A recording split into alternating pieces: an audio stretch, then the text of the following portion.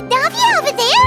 Oh, it's been a while. Let's go say hi. On the ocean self-cleaning ability. Wield a knife with the same level of precision as a surgeon.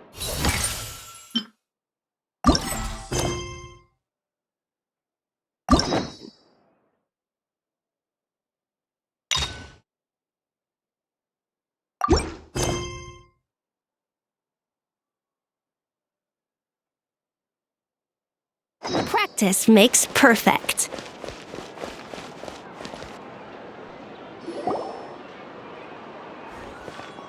Hey, Navia! What you up to? Shh!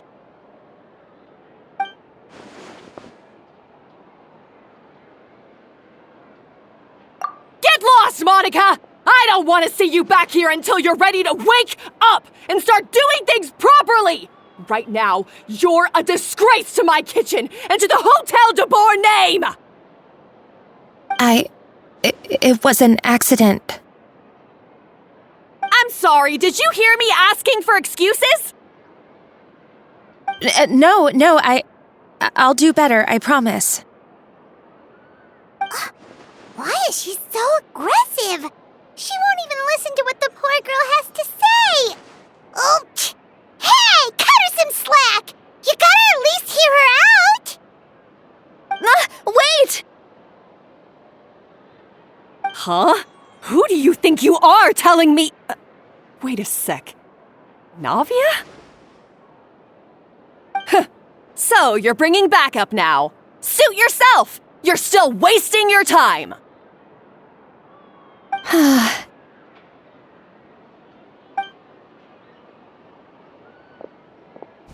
Savannah, is this how you always treat your staff?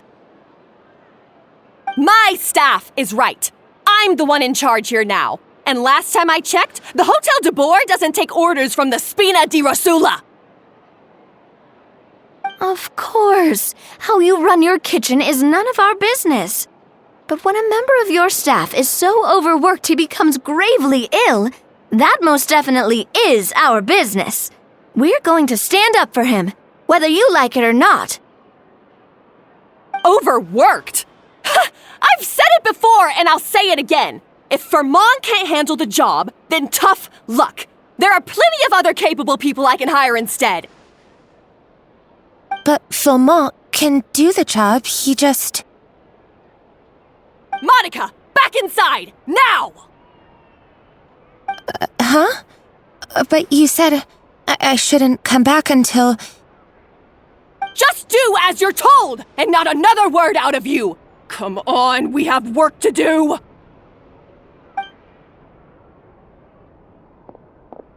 Wow, what a horrible person. Sorry. Looks like I've dragged you into some drama again. Her name is Savannah. She's the new head chef at Hotel de Boer. Ever since she took the job, she's been enforcing a brutal work regime and putting a huge amount of pressure on her staff. One guy was so overworked, he collapsed from illness. He's been bedridden for days, and he can barely even talk properly. I'm sorry. It's all my fault. I don't deserve to be a chef. At his family's request, the Spina di Rosula is trying to mediate on his behalf. We're not exactly making a ton of progress, as you saw. Savannah is adamant that Vermont's exhaustion and illness have nothing to do with her or how she's been running her kitchen.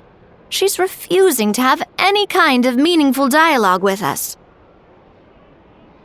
Our next thought was to talk to the other chefs at the restaurant and get a better idea of their working conditions. But with Savannah watching them like a hawk, no one has been willing to open up. And that's why I'm here, doing it the old-fashioned way. Camping out, watching, and waiting for an opportunity. Oh, shoot! It all makes sense now. Sorry. Paimon should have thunk before she spoke.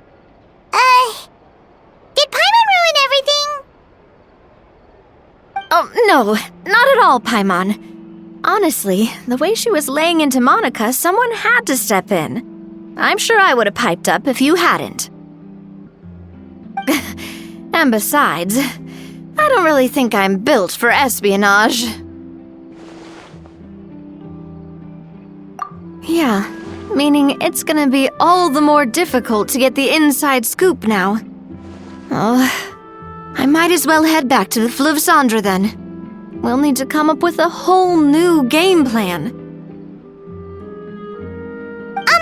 Paimon will join you, 'cause this is kinda all Paimon's fault. Guys, it's fine. You don't need to worry about it. That said, if you were planning to visit the Fleuve Cendre anyway, let me take you out for a meal. I'll make sure it's a proper feast.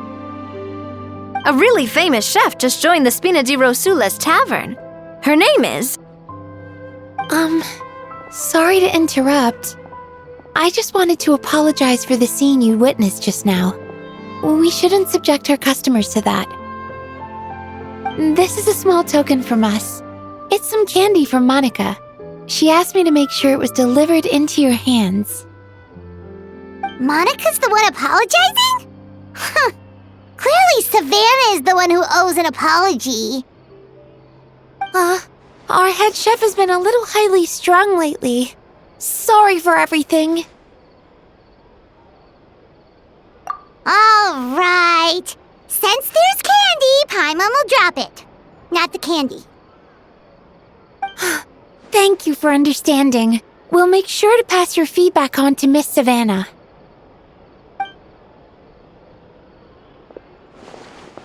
A little highly strung, huh?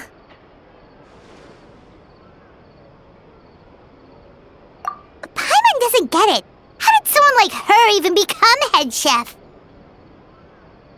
Well, according to Fermat's family, she hasn't always been like this. But that's a story for another time. Let's try this candy. Oh, Paimon totally gets it. Come on, dig in! Huh? Hold on, there's something written on the wrapper. Find Escoffier.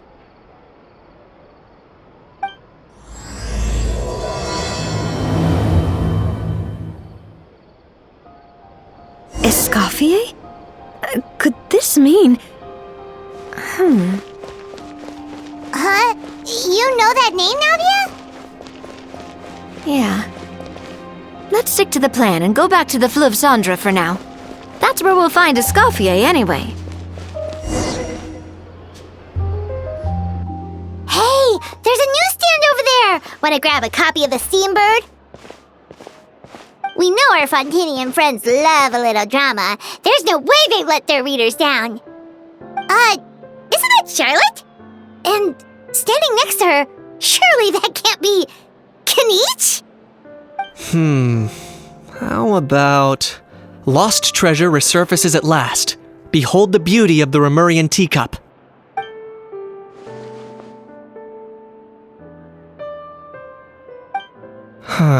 Pretty shocking. But it still feels like it's missing something. Ah, got it! Udex gravely wounded in shocking stabbing. Set to miss cross-border smuggling trial.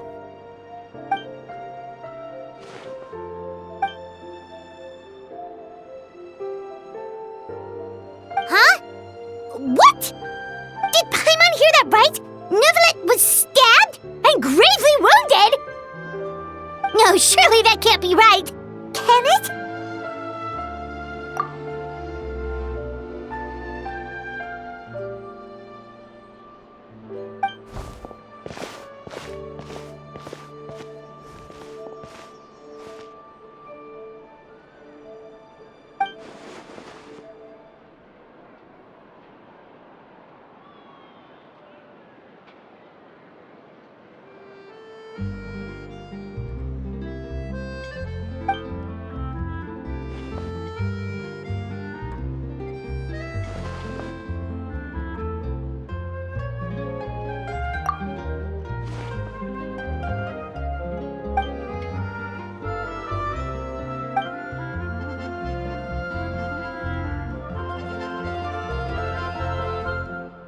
Hey there, you two.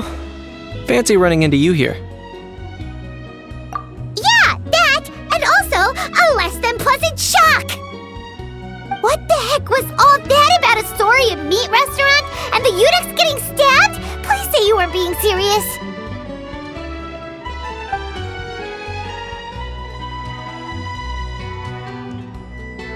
Trading tabloid headlines? Yeah. Charlotte and I were having a little contest to see who could find the most ridiculous fake news stories. Either I got lucky, or I have a knack for honing in on the most outrageous material.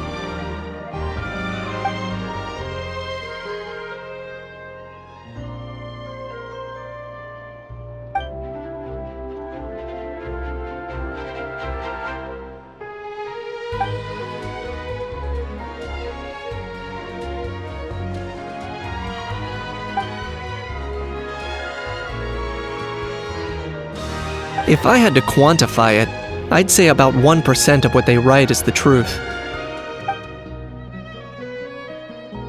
Huh? Him? Lenient? Oh, you gotta be kidding! Ah! Don't get me wrong. I'm not trying to give credit to these so-called news stories for occasionally including a grain of truth. All I'm saying is, even the wildest leaps of the human imagination are always rooted in reality.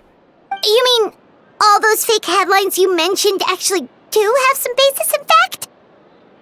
Sure they do. For instance, there was in fact a smuggling trial recently. Considering the amount of speculation surrounding the smuggled goods, it's no wonder there are rumors about restaurants serving saurian meat or teacups being unearthed from ancient ruins. But in reality, the goods in question were simply a few ancient relics dug up from ruins in Natlan. Rest assured, no saurians were harmed in the process.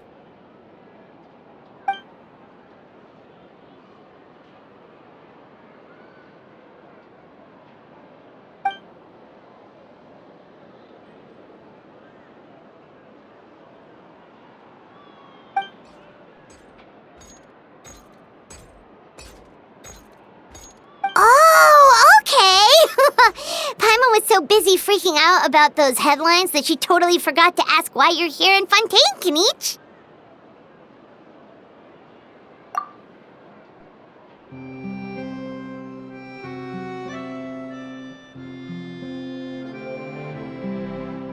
It was a pretty open and shut case, and my testimony in court was clear enough. But I'm guessing, Mademoiselle Charlotte, that you're less interested in the case than you are in trying to uncover some news stories about Natlan.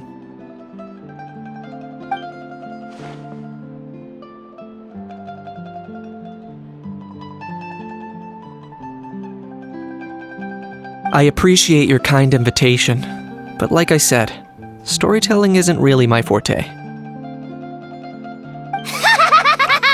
Kenichi the speechless! Kenichi the tongue-tied!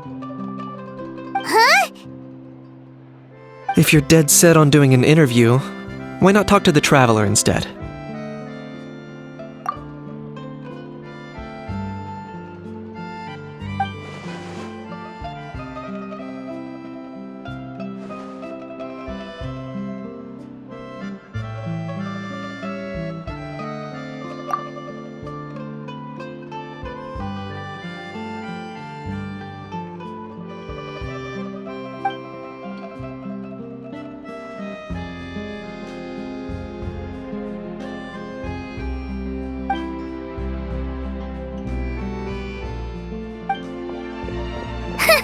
Charlotte never stops, does she?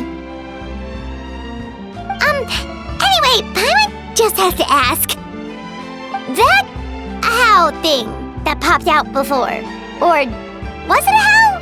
It kind of looked like a how, but at the same time... Oh, that thing.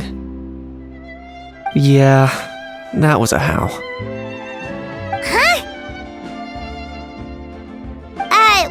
What's up with him? Like, he's still noisy, but he's way quieter than before. It's like he's trying to hide or something. Could be. Not acclimatizing? Aw, poor almighty dragon! Dragon Lord is not feeling well. Too bad he can't come out to argue back. What do you mean? There's nothing physically wrong with him. It actually has to do with a strange law we learned about after arriving in Fontaine. Apparently, it's forbidden to release flying objects within Fontaine city limits during the first 3 days of each month. Paimon sure does! Paimon's been down this road before. There's an easy solution. As long as Kaniche holds onto a house tail, he'll be considered an Almighty Dragon Lord balloon, not a flying Almighty Dragon Lord. Not gonna lie, I was considering that. But Ahau wasn't too thrilled with the idea of huffing and puffing away in the form of a mini helium balloon.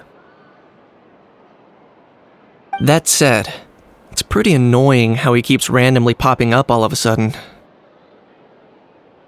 Anyway, this morning I saw a notice outside the Palais Mermonia about an event that's set to take place outside the city soon. Something to do with filmmaking. I hear that's all the rage here. I was planning to stay here and do some exploring for a few extra days anyway, so I think I'll go check it out. It'll be a good chance to let that noisy helium balloon out. He might even learn a thing or two. If you're free, why don't you come along?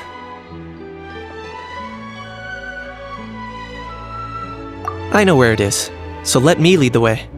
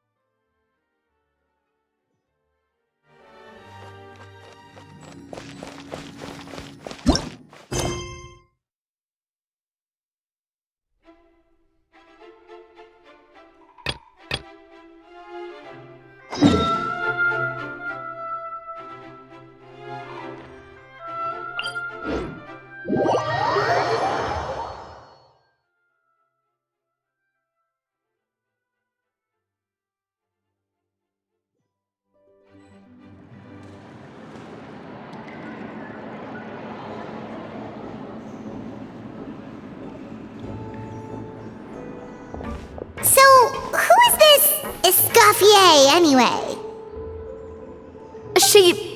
Well, for starters, she used to be the head chef at the Hotel de Boer, before Savannah. She recreated the legendary Gâteau de Boer and restored the restaurant back to its former glory. Safe to say, she's the most renowned head chef in the Hotel de Boer's history, after the culinary genius Modeste himself. Gâteau de Boer? That's the super exclusive cake that they only sell a few slices a day, right? Wow. Why the heck would she let Savannah take her place? Well, apparently, the Hotel de Boer was reported for a safety incident. Someone claims that the kitchen was adding an illegal substance to their menu.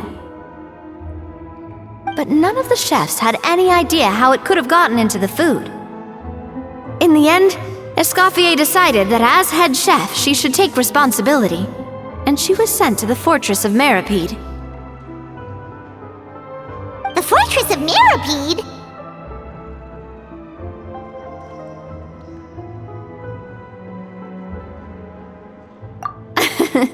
Well, you're right.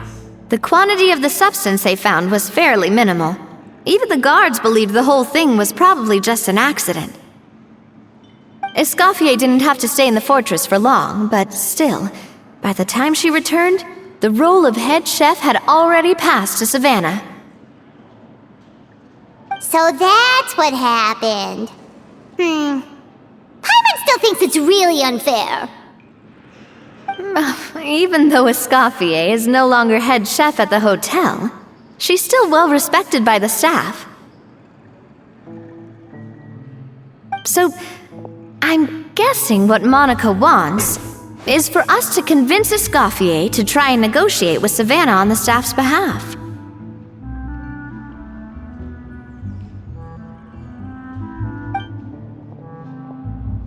Oh, Paimon gets it! Monica wants Escoffier to come back and kick Savannah out.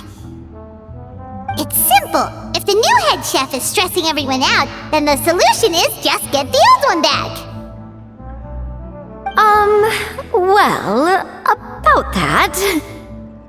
You thought cream of mushroom soup was ready to serve after 3.5 minutes on the stove!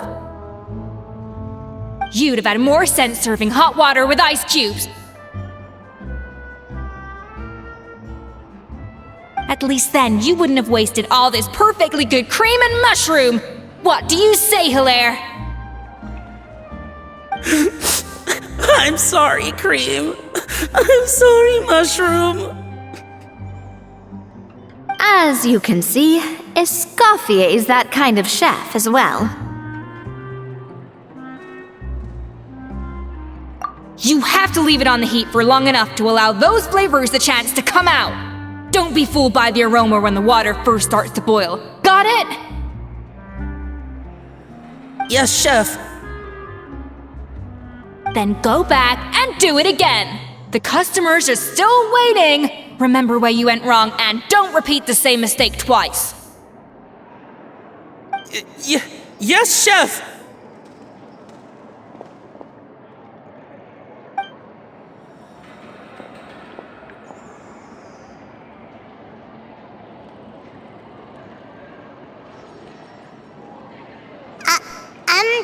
Excuse us, Waiting to be served? Sorry, we're pretty busy. I'm afraid you have to join the line. Oh, no, we're not here to eat. So you're not paying customers? Then I'm afraid the wait will be even longer.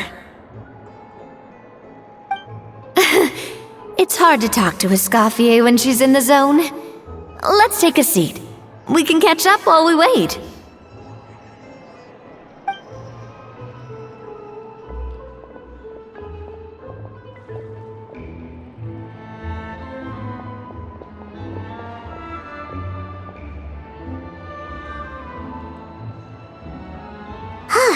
Looks like the rush hour is finally over. Is it always this busy here? These days, yes. I'd say business has tripled since Escoffier joined as temporary head chef. Well, in her words, the Hotel de Boer doesn't need her anymore. It doesn't look like she's got any plans to go back. I guess I'll be heading off then. Wait, take these home with you. We can't serve them now, and there's no sense in letting them go to waste. Oh, thank you, Chef. For what? Like I said, I just don't want them going to waste. Oh, and tell Fiamma to get well soon, so you're not running yourself ragged every single shift.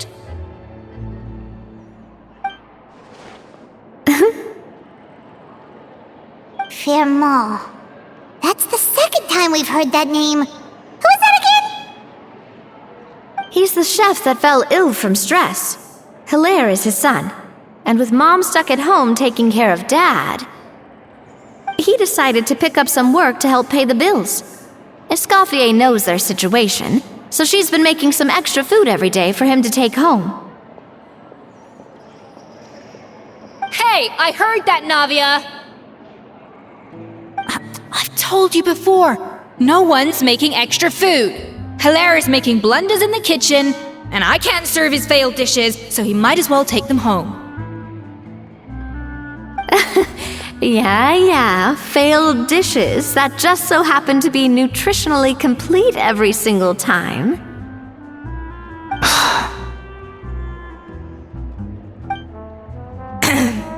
So you two must be the world-famous traveler and his companion, Paimon.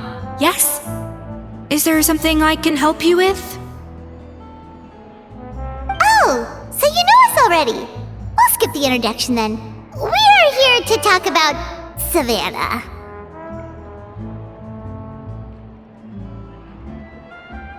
Oh, I certainly am. The Spina's headquarters are right next to the tavern. And I've lost count of the number of times Navi has come to pester me about it. But I don't work for the Hotel de Boer anymore, and being ex-head chef doesn't give me the right to interfere with that business. Besides, I'm the one who persuaded Savannah to take the job in the first place. What? Well, she was a much gentler person back then. A little timid, even. She wasn't at all confident that she was the right fit for the role. That's hard to believe. Are we definitely talking about the same Savannah here? Honestly, I do wonder if she's just emulating me. I mean, I'm not the most pleasant head chef to be around either. Anyway, suffice to say that given the history between us, it'll be tricky for me to tell her she's doing her job wrong without coming across like a huge hypocrite. Fiamma and the others probably think that Savannah gets it all from me. I wouldn't be so sure about that, Escoffier. Look at this note we got from Monica. She mentioned me. Whatever shortcomings you feel you have, it looks like Monica still trusts you. As for the others, well, how can you know what they think unless you ask them? Monica. Plus, it's not like we're asking you to storm in there and raise hell. We're only in the initial phase of our investigation. All we're trying to do is get the other chefs to open up to us. Oh, Monica. Oh, Monica! Escoffier? I can't believe her!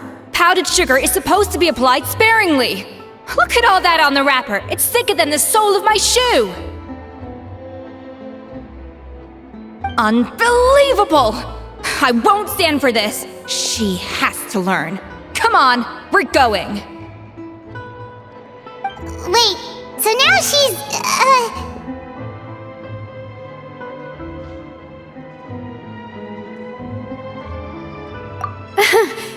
Let's go catch up to her. We don't want to keep her waiting.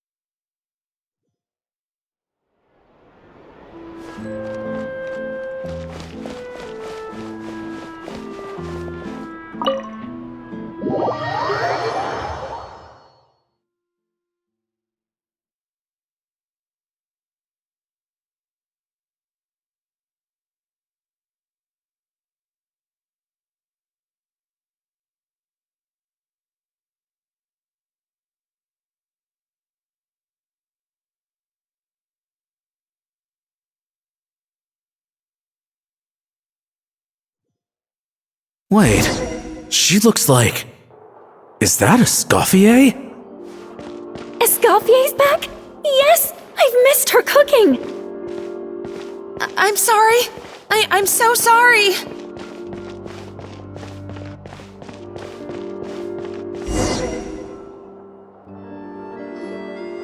I'm sorry, I'm so sorry. I messed up your order. Oh, I wouldn't go that far. Maybe the taste is a little off, but if you hadn't brought it up, I don't think I would have noticed. But, please, you have to forgive me or Chef is gonna... Okay, I know. I'll kneel before you. What the heck? Get up, Monica! Can't you see that you're just making your customer feel more awkward? Escoffier? If you want forgiveness, then do what any self-respecting chef would do. Make the dish again. And this time, get it right. You cannot go begging your customers to feel sorry for you. Savannah said that I'm not allowed back in the kitchen until I've corrected my mistake. But if I can't go back into the kitchen, I can't do the dish over. That's some backwards logic.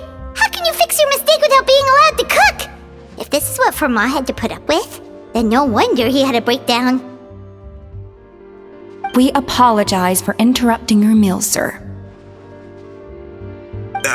It's fine. With my layman's palate, it's not like I can tell the difference anyway. I was actually quite enjoying my meal until she appeared out of nowhere and started apologizing. Gave me a bit of a fright, to be honest. Oh, well, it's because Chef Savannah tasted a bit of the leftover soup from my pot and then threw me out of the kitchen. Gosh, that's pretty strict. Has she always been that way? I don't recall things being like this when Escoffier was head chef here. I gotta say, you're all looking a little worse for wear these days. I mean, Escoffier was strict too, but I think the difference is that her criticism was more constructive, so you knew what you did wrong and how to improve, and we all knew that it came from a good place. Chef Escoffier was hard on us because she truly wanted us to reach her level. But these days, whenever we make a mistake, we just get told to wake up, get your head in the game, or just do it again. And it's only gotten worse since word got out that Chef Escoffier had started working again in the Fleuve Cendre. Monica, you don't need to call me chef. I'm not the boss here anymore. Yeah, but through no fault of your own, what happened back then, that wasn't on you, and all of us know that. That banquet was a huge event, and so many staff were involved every step of the way. With so many moving parts, there's no way of knowing how that lumiline ended up in the food we served. Lumiline? What's that? A new drug from the Fontaine Research Institute, produced from an extract of the lumitoile. Apparently it sharpens the senses, so they used it to treat people with impaired responses to stimuli. Oh, yeah, I've heard about that. They found out you can use it as a flavor enhancer since it stimulates the taste buds. Makes things pretty addictive. They also found that overuse can have mood-altering effects, and even lead to nerve damage. So it quickly ended up on the guard's list of controlled substances. Unfortunately, however, some food products containing the additive had already made it to the market by the time the guards banned it from the restaurant industry. Everyone knows that in all likelihood, someone probably just purchased a batch of contaminated ingredients by mistake. But you took all the blame. We all know why. You just didn't want to see this turn into a place where tensions are constantly running high, because everyone's suspicious of each other all the time.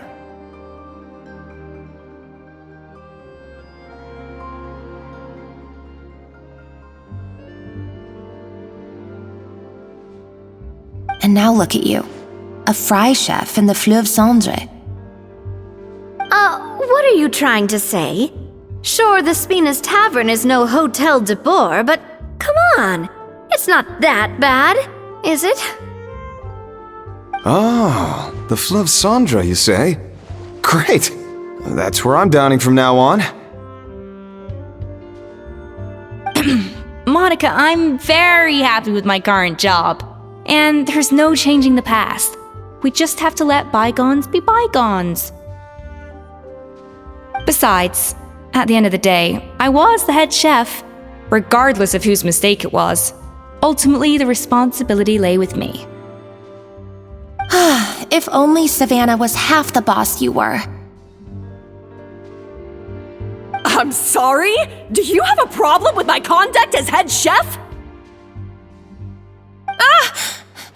No, chef.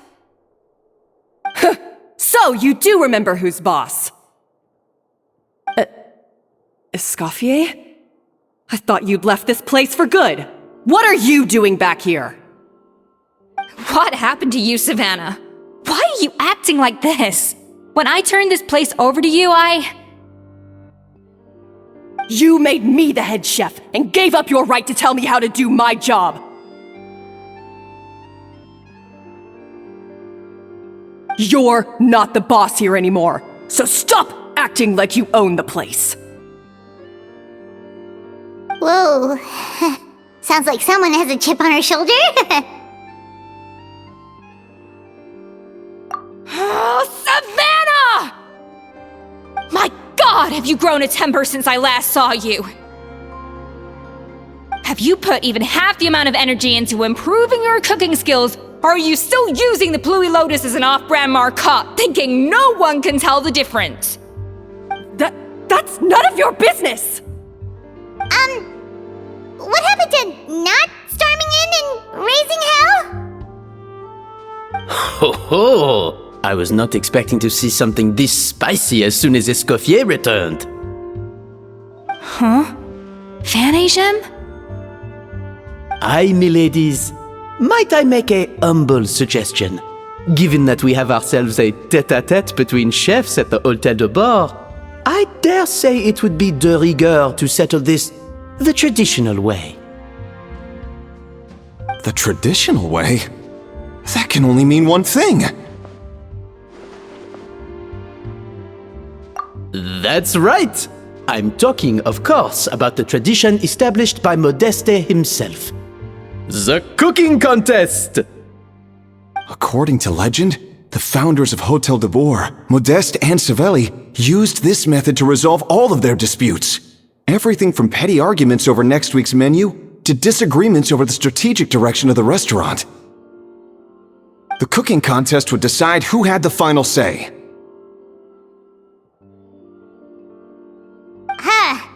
It sounds like they had a lot of free time on their hands.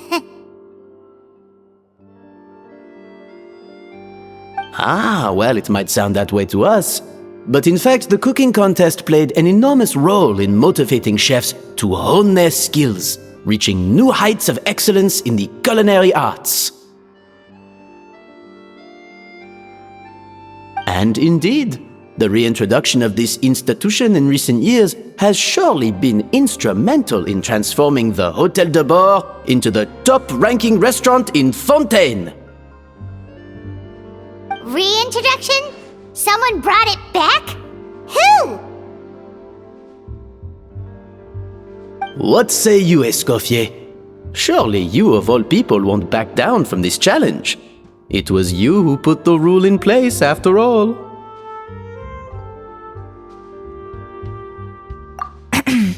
Sure, I reinstated it, but I'm not a chef at Hôtel de Bord anymore. Isn't this bending the rules a little? I see no issue as long as both sides agree to the terms. We could simply treat it as an exhibition of sorts. Savannah, any objections? Exhibition. Huh. No. If we're going to battle it out, let's put it all on the line. If I lose, it's up to you what happens to me. I don't want anything to happen to you. But if you lose, you hand over the Codex de Bord to me. What? The Codex de Bord? Only the legendary handbook written by the original head chef Modeste. It contains all his secret recipes, including Gâteau de Bord. It's the greatest treasure in Fontaine's culinary world. And only the present and former head chefs of the Hotel de Boer have the right to read it. Present and former? Wait, but that already includes Savannah, though. What do you want that old thing for? You have your own copy, don't you? Don't take me for a fool. You know perfectly well what I mean. I want your copy, the original version, the one you took with you when you left us. I'm sorry, I must be missing something. You know, there's no difference between the original and the copy, right? They contain the exact same recipes. Stop trying to change the topic. What's wrong, Escoffier? Scared you're gonna lose to me? Or are you scared of me getting my hands on the original codex? Savannah, you may remember that we gave her the original as a parting gift to thank Escoffier for her years of service. Asking for it back feels a little, Oh, I'm sure it won't be an issue, as long as both sides agree to the terms. Those were your words, weren't they? And as for the contest itself, let's make it a bake-off. Gâteau de Boer, per the recipe in the codex. Well, Escoffier, you against me. Are you in or out? You sound surprisingly confident. Alright then, let's see how much you've actually grown. I hope you surprise me, Savannah. I'd hate to find out that all you've learned after this long is how to chew people's heads off. Believe me, I'll show you.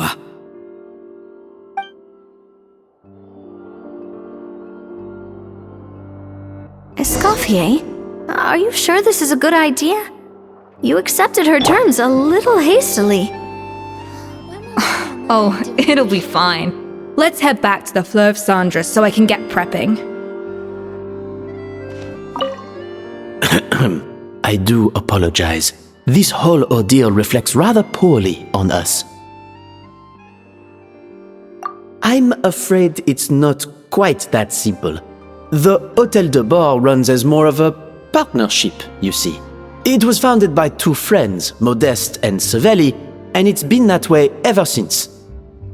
So, while I am technically Savannah's boss, it's not really my place to interfere with the business of the kitchen. To be perfectly honest with you, that's part of the reason why I suggested a cooking contest. If Escoffier wins, it would be the perfect opportunity for her to talk some sense into Savannah. Or, of course, if she wanted to return, then... But anyway, I'm getting ahead of myself. Whatever the outcome, this contest will hopefully serve as a turning point for us. Please, pass on my best wishes to Escoffier. I must say, Savannah surprised me with her confidence. Does she really believe she can best Escoffier in the kitchen? I thought she was just blowing off steam when she first raised the idea to me.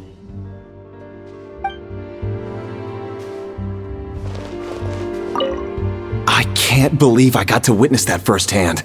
I only stopped by here for a quick meal. I definitely got my Mora's worth today.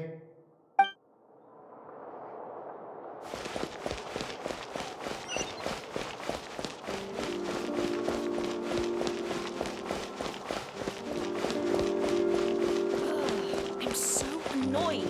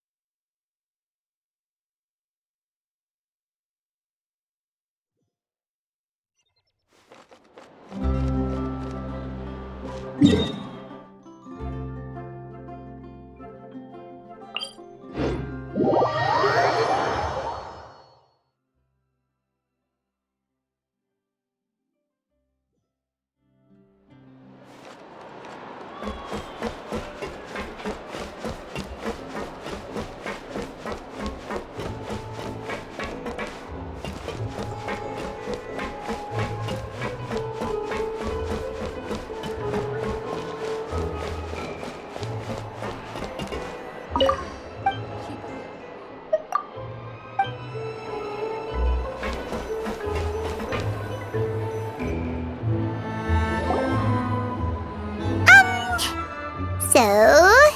this whole bake-off thing kind of came out of nowhere. Was it really sensible to just go along with it? Well, I got a sense that she's holding something back. But we chefs always express ourselves in our cooking. So if she won't talk, this might be the best way to find out what's really going on with her. Huh? Holding back? Sure didn't sound that way to Paimon. Escoffier only picked up on it because she's the same way. Always closed off, never letting you know what she really thinks. That's patently false, at least where your macarons are concerned. I've been nothing but truthful with you about the disgraceful amount of sugar you use. Okay, that's one case where you can keep your thoughts to yourself.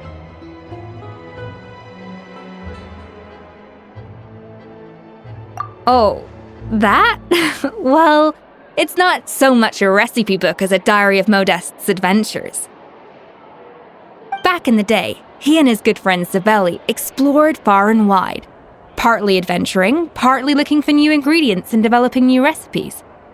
Their creations had an enormous influence on the course of Fontaine cuisine, turning it into a much more vibrant and diverse scene. For instance, legend has it that the original Gâteau de Bourg was made using a special secret ingredient that Modeste discovered on one of his adventures. So rare was the ingredient that they could never make more than 16 slices of the cake per day. But everyone who tried it claimed that it was one of the most blissful and invigorating things they had ever tasted. Modeste and Savelli went on to found the original Hôtel de Bourg, which catapulted them to stardom in Fontaine's culinary world.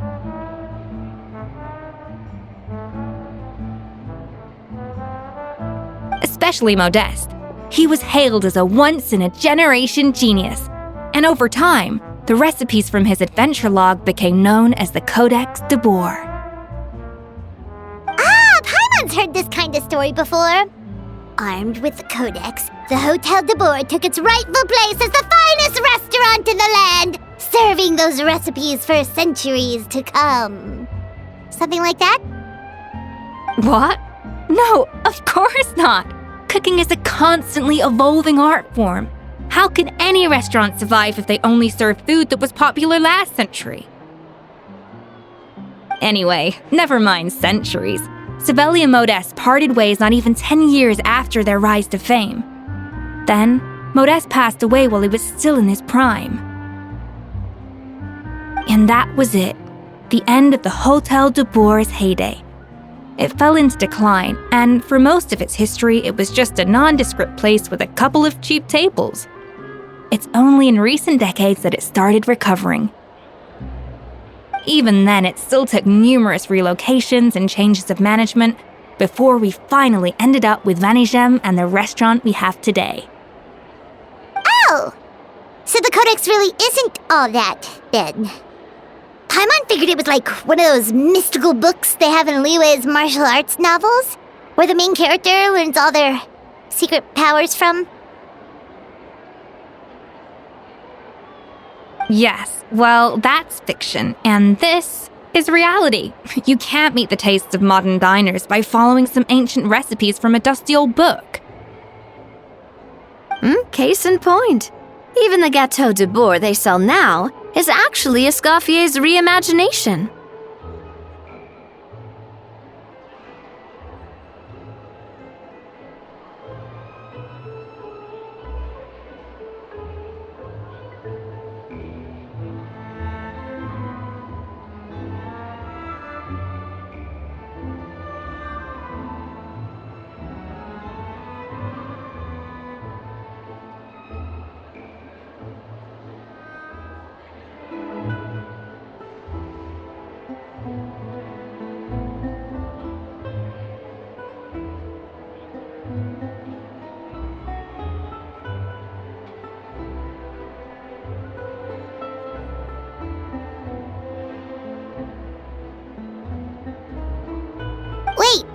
Really? Why, though? Didn't that recipe make it into the codex? It did, but like I said, it's a dusty old book now, and the records aren't as legible as they once were. Not to mention that there's no way of finding the secret ingredient Modeste wrote about. So, reimagination is right. I consulted some historical records and took what I could from the codex. But ultimately, the Gâteau de Bourg of today is my own recipe. As for why we gave it the same name and kept the tradition of only selling 16 slices a day, well, you've got Venegem's business sense to thank for that.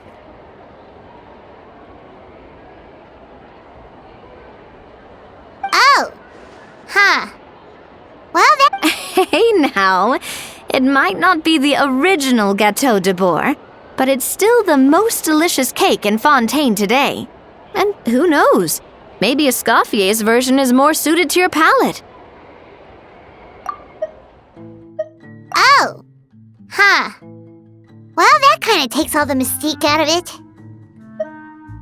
Hey now. Just think, if the original truly was the perfect cake you're imagining it to be, there's no way the recipe would have been lost to history, right? Not to mention that the Hôtel de Bourg never would have fallen into a slump.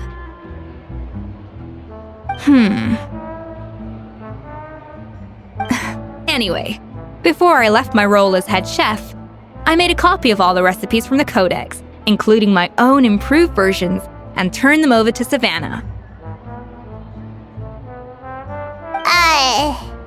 So why is she so interested in the original copy? Could it be a symbolic thing?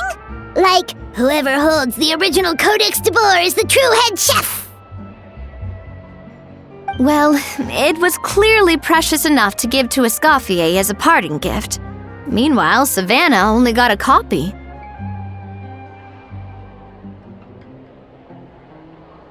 Maybe from her point of view, it's like management doesn't truly see her as being worthy of the role.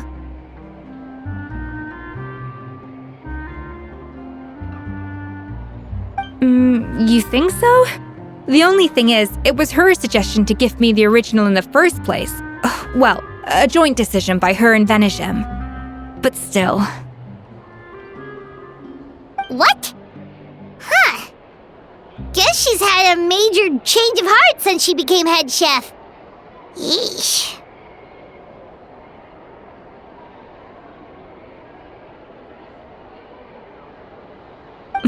Who knows? We could speculate forever. Better to just let our gâteau do the talking.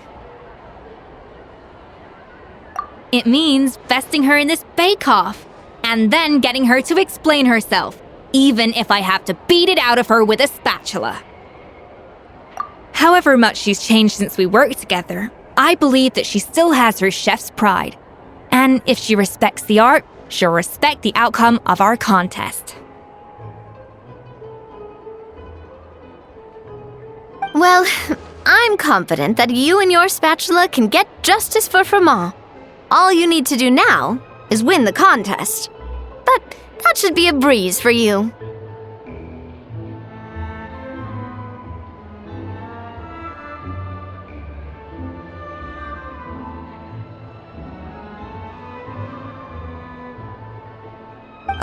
Let's not get too ahead of ourselves. Gâteau de Bourg is very complicated to make. Usually, it takes 3 chefs working in tandem to cover everything. Now, if I had to push it, I could probably do the work of 3 chefs myself, but I'd prefer to play it safe if I can find a couple of assistants in time.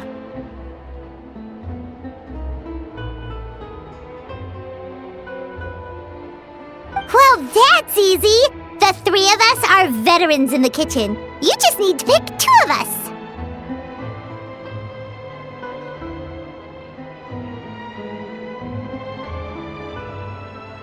Well, I have heard the Traveler is an accomplished cook, as well as a warrior. But be warned, I will hold you to exceptionally high standards. Think you're up to the task?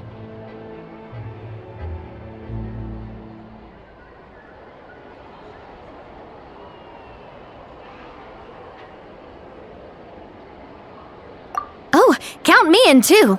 I've spent weeks perfecting my macarons after your scathing review. Even if it means competing against the Traveler, so be it. I'll show you what I'm made of.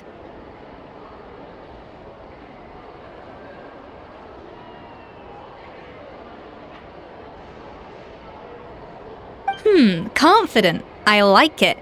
Alright, let's start with some elementary mise en place. Show me your knife skills. I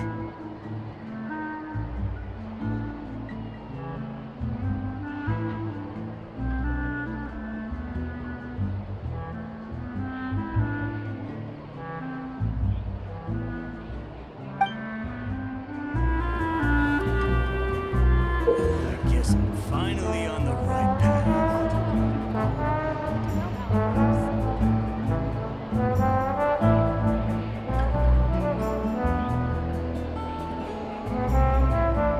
I've always called it chopping stuff up, not mise en place. But it's basically the same thing, right? Oh, Navia. The difference in your case is that mise en place is chopping stuff up without sending juices flying all over the kitchen.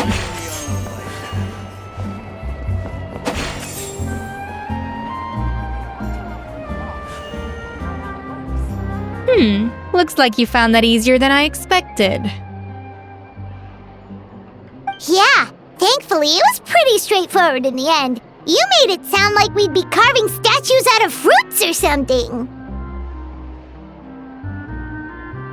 Well, brace yourself, because the next step is anything but straightforward. I'll be using this cold press to extract flavor compounds from the ingredients.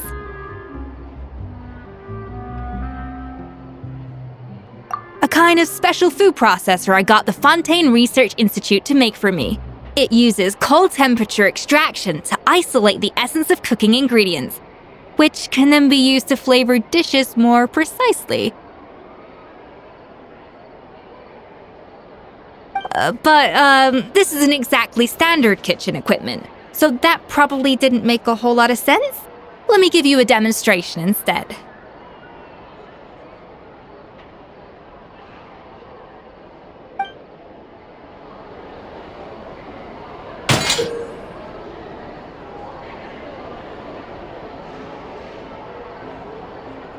Custom-made equipment from the Fontaine Research Institute, huh? That's some pretty high-tech food prep. Clement's never used anything this weird before. And done! These are the flavor compounds extracted from our ingredients. I've processed all the fruit you chopped up earlier. Wow! Even the smell is so much more concentrated. What next? Do we add all this stuff in? Absolutely not! Throwing everything in at once will ruin the balance of flavors. We have to go slowly and carefully to calibrate the exact flavor we want. I'll demonstrate again. Now, watch closely.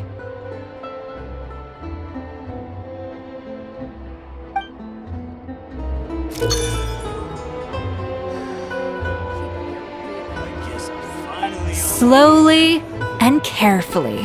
Not a drop too much and not a drop too little.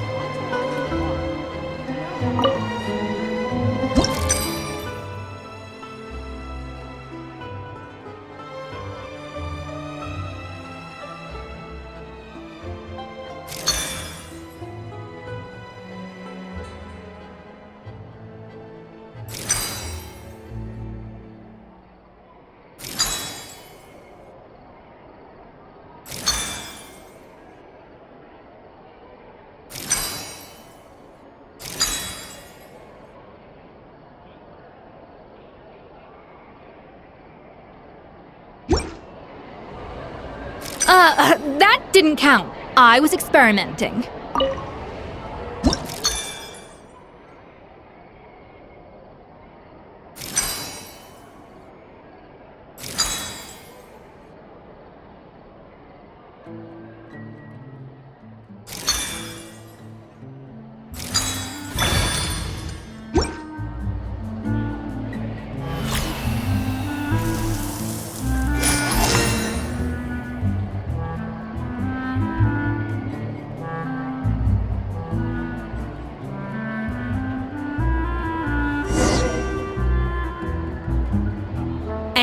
Voila! Now it's your turn.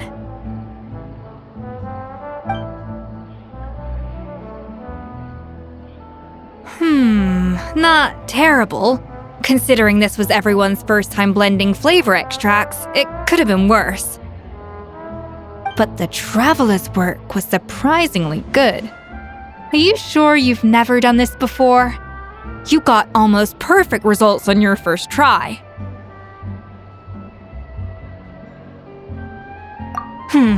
That goes without saying. Still, credit where credit's due. You did well. Alright, now for the part I've been looking forward to. I want each of you to cook something from the Hotel du Bois' current menu. I'll judge your submissions and give you a final score. That's right. The true test of your cooking skills is the finished product. It'll be good practice for the contest itself. Now get to it. Chop chop!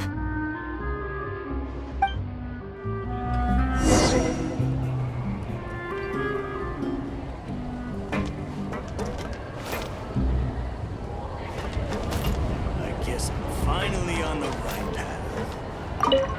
How's it going? Have you picked a dish yet?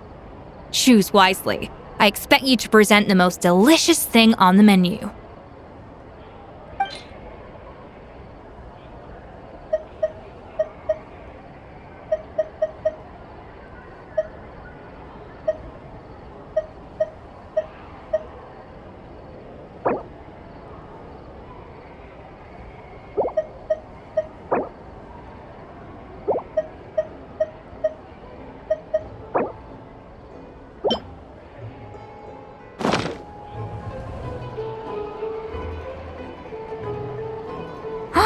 Look at that! With the grace of a snow-winged goose, as I like to say. Now, let the grating commence.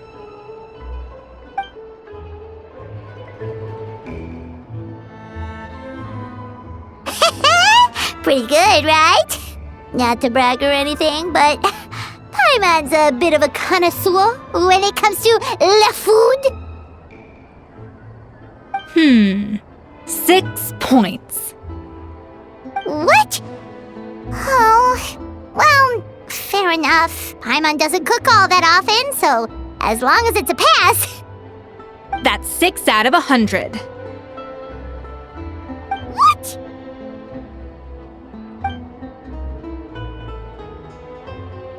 You say you're a connoisseur, but it's quite clear from this dish that you have far more experience consuming food than creating it. By that logic, I suppose you think listening to Lady Farina on repeat every day would make you an opera singer.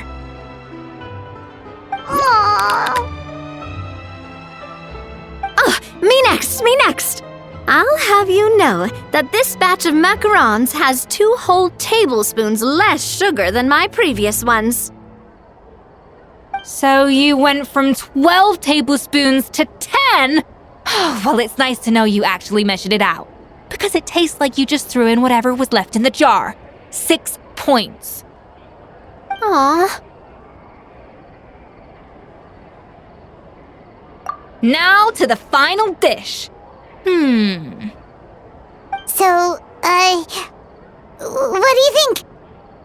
This is our last hope. 8 points. Darn! That's barely higher than what we got. Not exactly. The color is spot on. Beautiful aroma. Excellent presentation.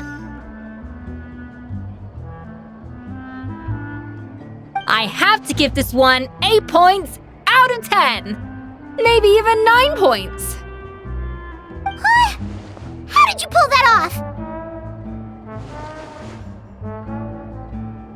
Don't get me wrong. There's room for improvement. But still, this is clearly the work of an accomplished chef. I can tell that you've put many hours of work into honing your skills in the kitchen. I can really taste the grace of the snow-winged goose in this dish. The traveler's journey, with all its trials, tribulations, and setbacks. Not to mention the frustrations of having a picky eater for a partner. Hey, you made that last part up! No way did you taste that! Well, it looks like I lost fair and square. I guess you'll be taking the Traveler as one of your assistants then? But if it takes 3 chefs, that still leaves 1 slot remaining. Maybe Paimon and Navia should keep practicing and see how it goes? Chef Escoffier! Oh, it's Hilaire! What brings you here? I heard the news about the cooking contest. You're doing Gâteau de Bourg, right? I was just wondering if you needed any help. And you think you're up to the task, do you? Oh, no, I know I'm not there yet. It's actually my dad who wanted to help. Firma, last I heard, you could barely get out of bed. Chef Escoffier, Navia, Traveler, thank you all so much for everything you're doing for me and my family. I've had enough of sitting around at home while you run yourselves ragged. If you let me, I'd like to help you win this cooking contest.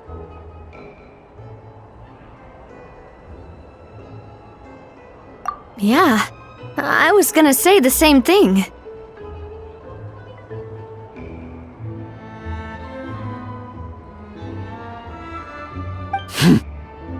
Don't you worry. I'll be fine. I'm feeling much better now. I'm sorry. I know I've been rather useless these past few days, but not anymore. The fact is, I'm a fine chef, despite recent events. I've proven myself in the Hôtel de Bourg kitchen, so if anyone's qualified to work under Chef Escoffier, it's me. I think. I mean, I hope so.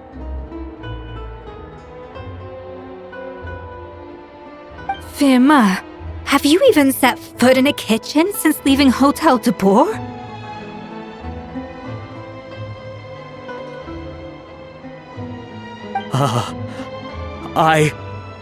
I have not, but I'm fully rested now.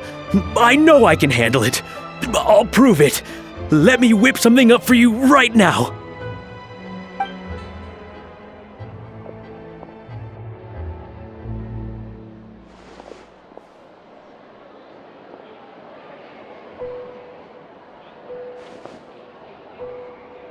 Huh?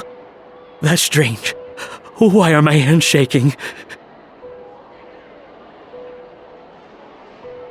What do you call this, Firma? I can't seem to grip my knife. Do it again! Again! Again! I... Hopeless. Get out of my kitchen yesterday.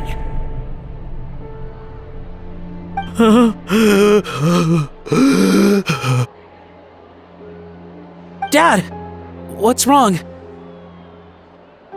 I don't understand. I was feeling so much better, and then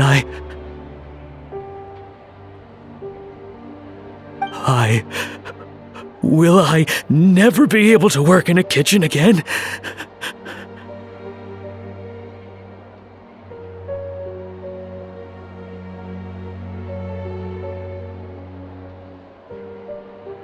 Dad, talk to me.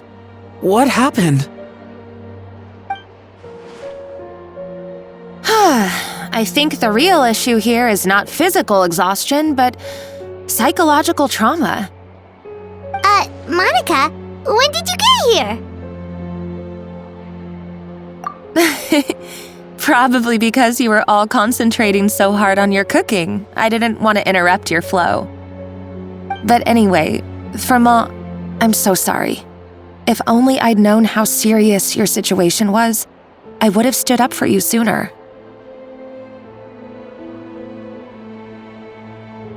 You have nothing to apologize for, Monica. During those long nights of redoing every order, you were the only person who looked out for me. Oh, come on. All I did was make you some tea. I doubt it was much help. Savannah was so ruthless toward you. I probably should have brought you something stronger.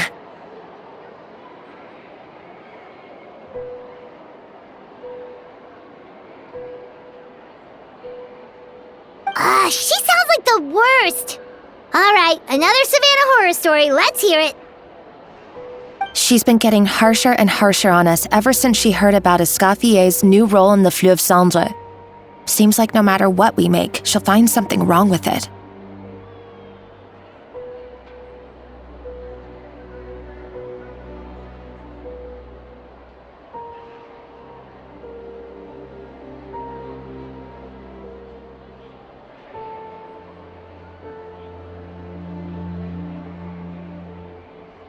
What is this? It looks like a dog's been at it! In the trash now! Then she orders us to redo the dish again and again, but we never know what's going to make her happy. Do it again, do it again, do it again!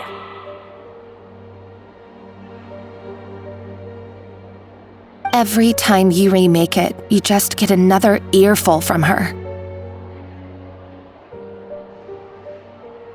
Either straighten yourself out or get out of my kitchen! So now, it seems like just picking up a kitchen utensil gives me flashbacks of her yelling at me. Oh man, that must be awful.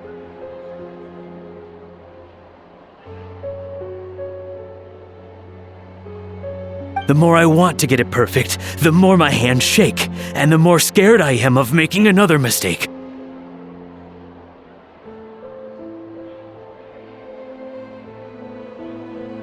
How can you give up so easily, Firma? You weren't a quitter when you were working for me.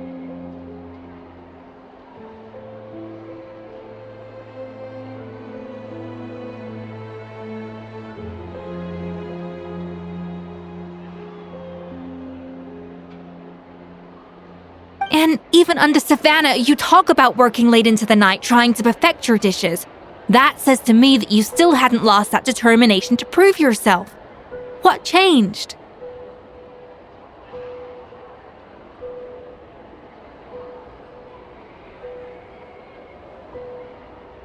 I don't know what's come over me. When I think back, I just remember feeling like my heart and my hands were growing heavier and heavier as the shift went on. Each time I had to redo a dish, my heart sank a little further.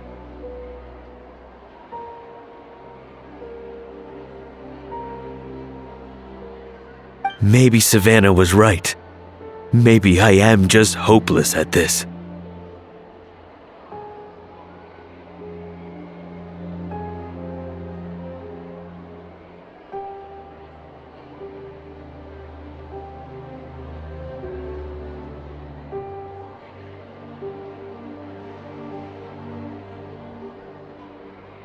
Dad.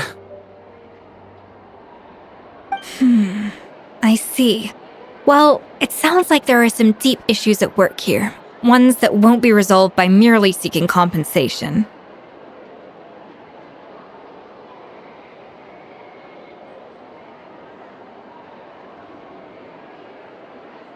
I will win this contest, and after that, I encourage you to approach Savannah and talk this out. But what if you can't find another assistant in time? Clearly, I'm in no state to help out.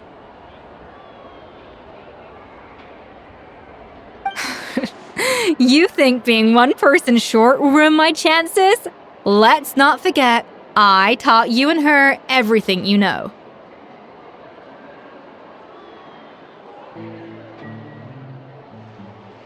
Even if I had to go it alone, I would present the perfect gâteau.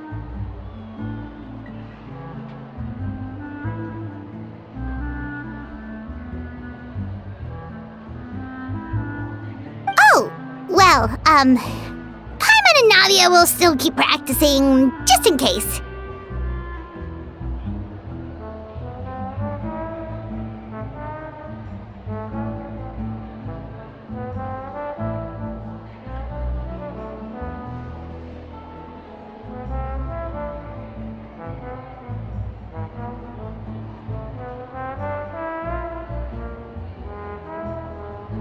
And so will I.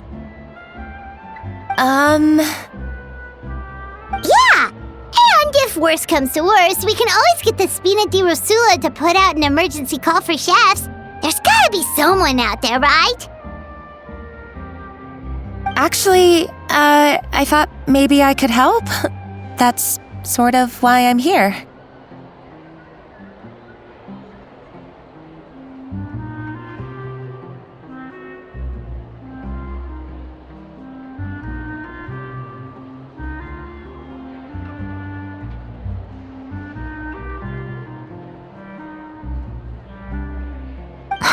What? Why didn't you say so? I was going to, but then, well, this is the first chance I got.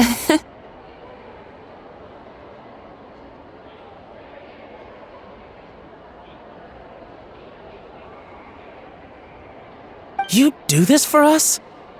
Thank you so much, Monica.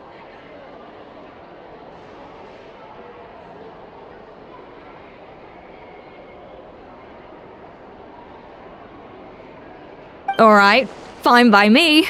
But aren't you still working for Savannah? Joining the other side seems like a guaranteed way to put your future employment in jeopardy.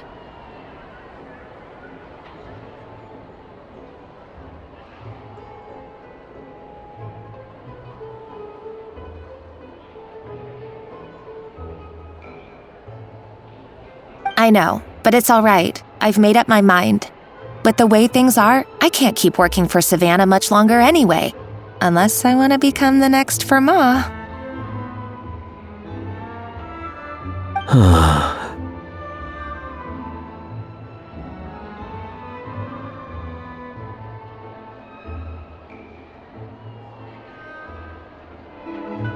I'm done with sucking it up. It's time to try and turn things around. If this cooking contest can get Savannah to see the error of her ways, then I'm sure she'll forgive me for this. Well, Hyman didn't think we'd be poaching from Savannah's staff to get our third person, but there you go. Anyway, Monica's a professional chef, so nothing could possibly go wrong now. Great! Then it's settled. And to congratulate you all on making the team, I propose a Spina-sponsored meal to celebrate. Spina sponsored? Wait, you mean I'm cooking? Well, I promised the traveler a feast in the Fleuve Cendre. And I know how much you've been looking forward to it.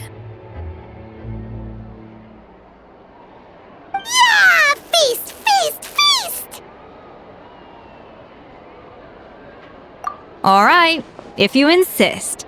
Then prepare for some of the finest food of your lives.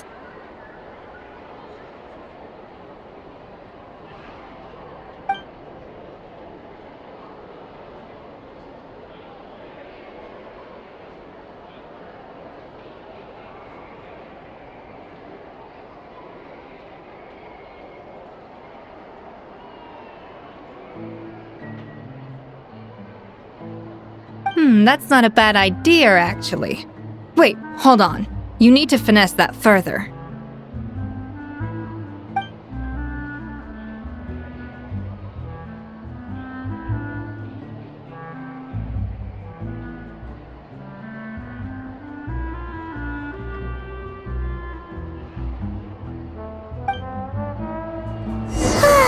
That was a dream come true.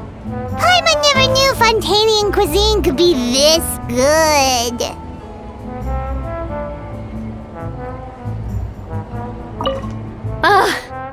I wish I could eat that all over again.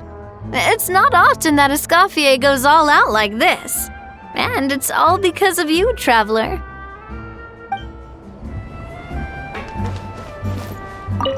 Wow. I don't know if I'll ever be able to cook as good as that.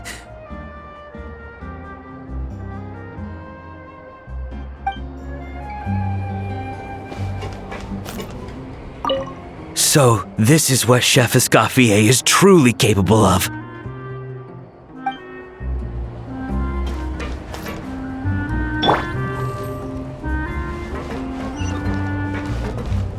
Guess I'm finally on the right path.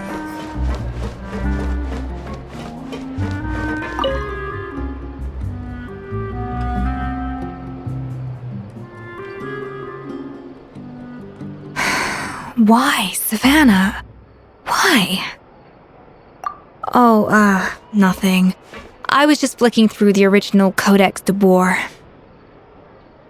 I wanted to see if there was anything I'm missing. Something I hadn't noticed before. That might explain why Savannah's so desperate to get her hands on it. But I can't find anything. It's just some hastily scribbled recipes in between diary entries from Modeste's adventuring phase. And most of it's not even legible anymore. The copy I gave her not only has all the recipes in full, but even includes my own private tips and notes from years of experience. Surely that's infinitely more useful than this old thing.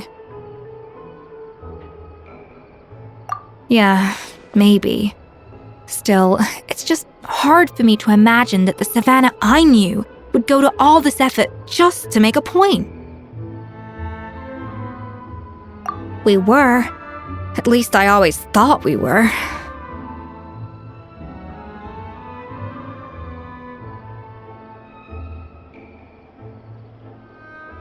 She was a little shy, but meticulous with everything and everyone she dealt with.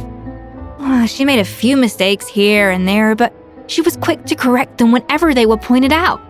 And she was always striving to improve as a chef.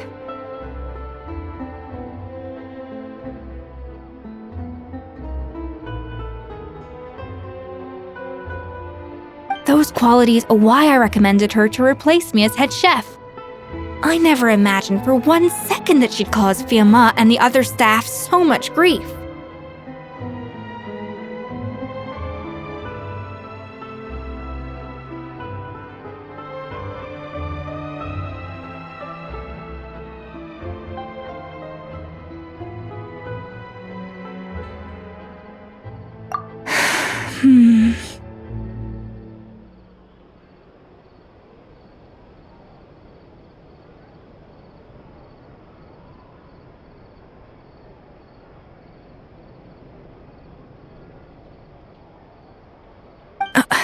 Well, I mean to an extent, of course. I pushed hard for her to get the role. And the idea that she turned out like this because of me is difficult to come to terms with. I wonder if this is how Modeste felt back when he was writing the Codex.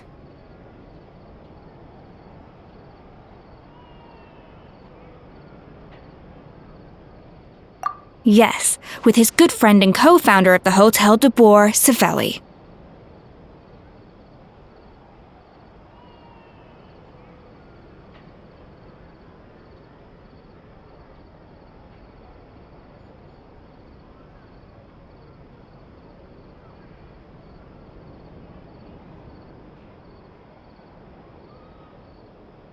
The story goes that after Modeste unveiled his Gâteau de Boer and was hailed as a culinary genius, he was admired and adored by all. But his newfound fame slowly drove him and Savelli apart.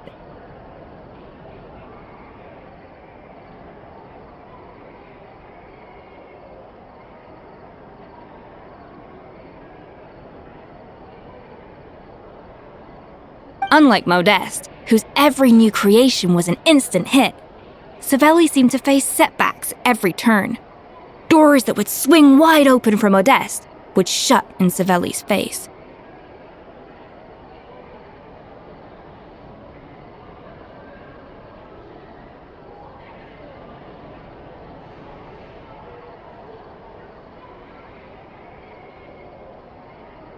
And with Modeste being whisked off to all manner of functions by his celebrity friends, he had less and less time to discuss the culinary arts with Savelli. People started gossiping about Savelli, and their relationship between the two gradually soured.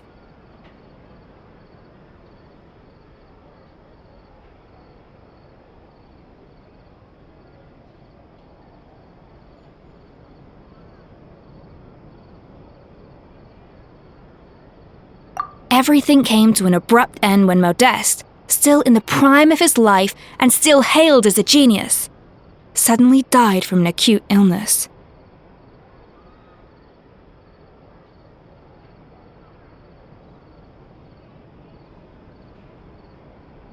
And that was it.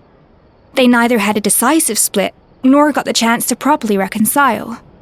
Their story just came to an end.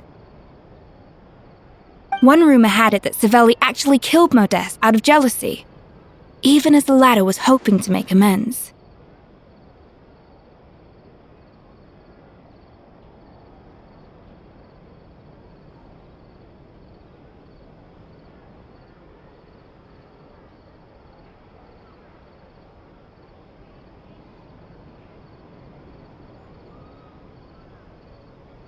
Unlikely. It's a popular theory, but there's no real basis for it. At least there are no records of Savelli ever being convicted of a crime.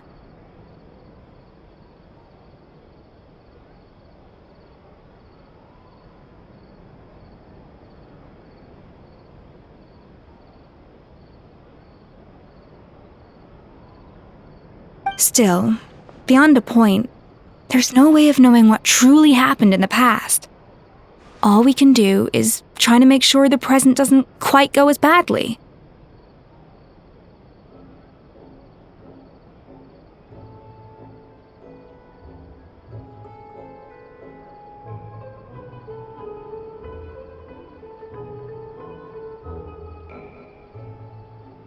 And that's why I have to win this contest tomorrow.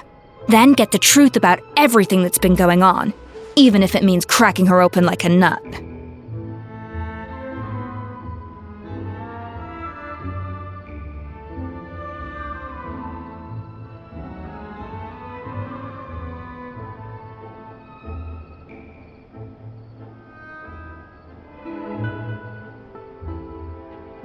Really? Well, I like the confidence. Don't let me down tomorrow, then. You better bring your A game.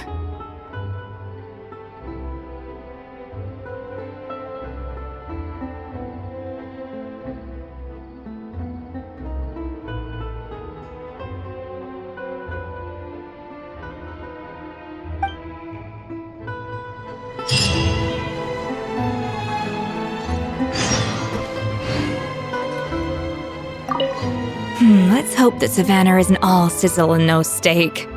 After all the work we put in, it would kinda be a shame if tomorrow was a complete cakewalk.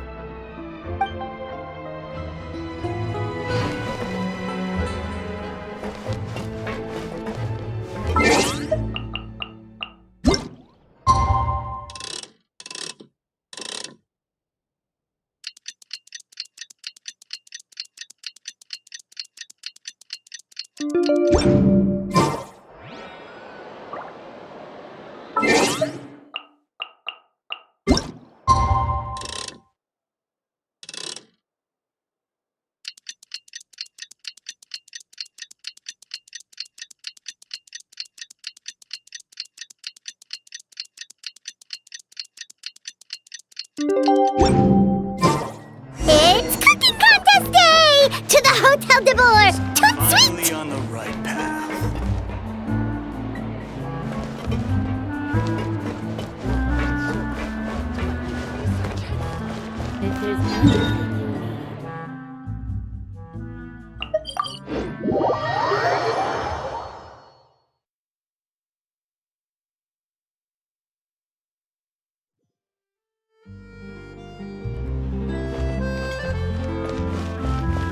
Did you hear the news? Escoffier's coming back for a cooking contest. Wait, seriously? Escoffier in a cooking contest? Now that I've got to see! I don't get it. Why would anyone in their right mind challenge her to a cooking contest? We cannot just rely on the ocean's self-cleaning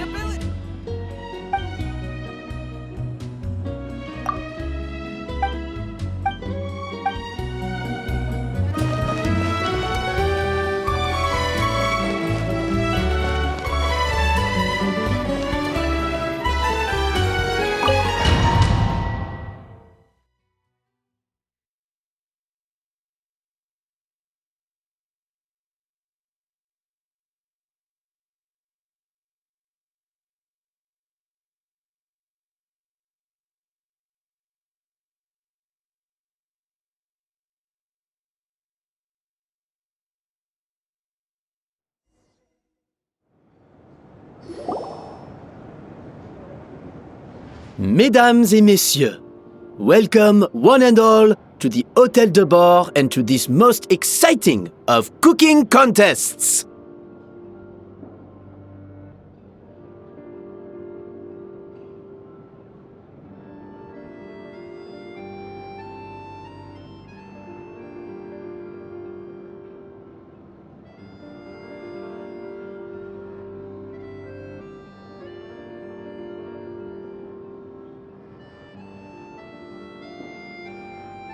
Savannah, I brought the original copy of the codex you asked for. Mesdames et messieurs, welcome one and all to the Hôtel de Bord and to this most exciting of cooking contests. Savannah, I brought the original copy of the codex you asked for. Monica? Huh.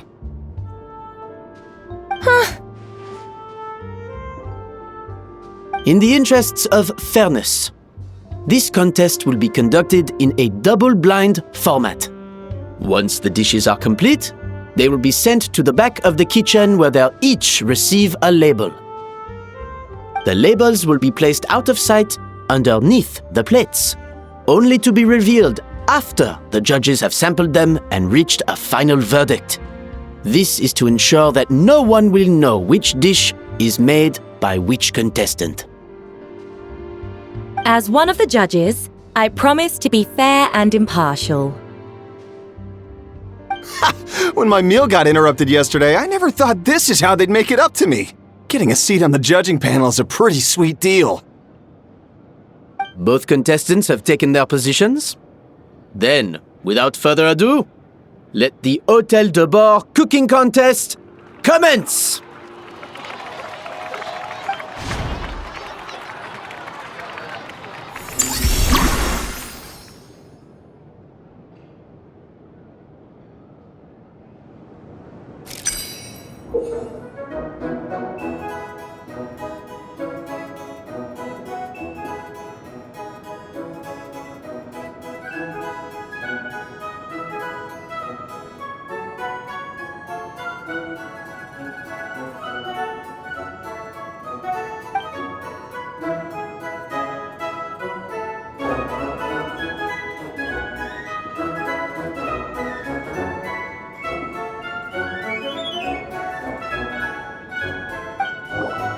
Monica, Traveler, it's go time.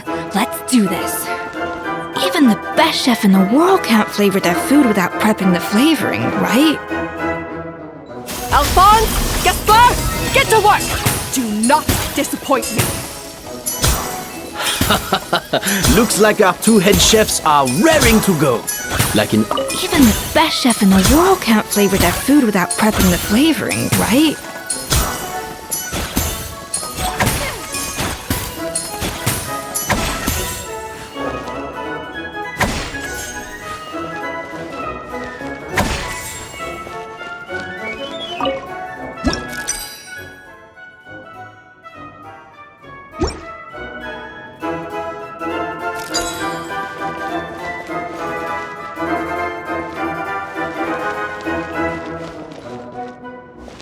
A little amuse-bouche! Yeah!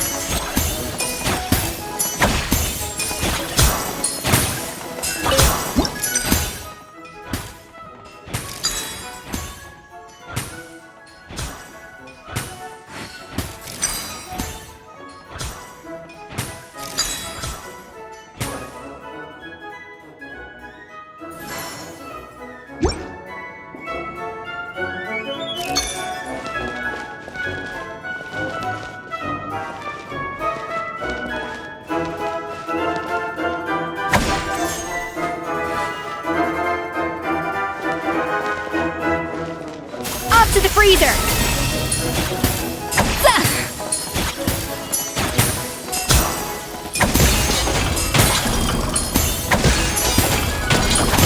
That should be enough flavoring.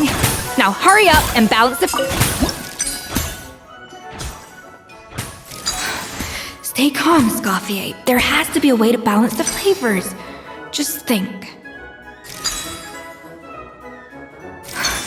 What are you doing, Escoffier? Your team's waiting on you.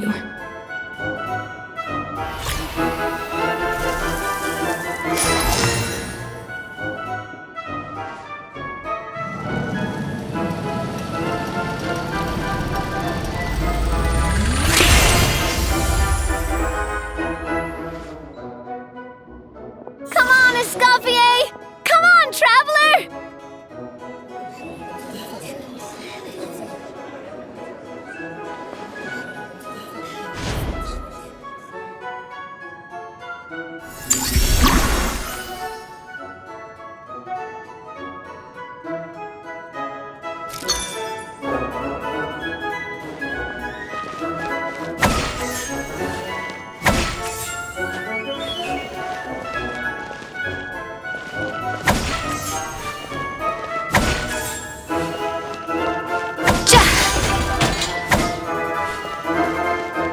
A little amuse. Alphonse! What are you playing at? Not how I taught you to do it! Stop horsing around and do it again!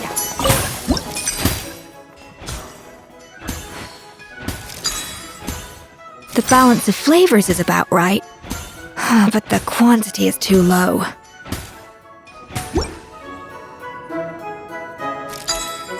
Yes, chef! Oh, tension in the ranks on Team Savannah. Will this slow their progress?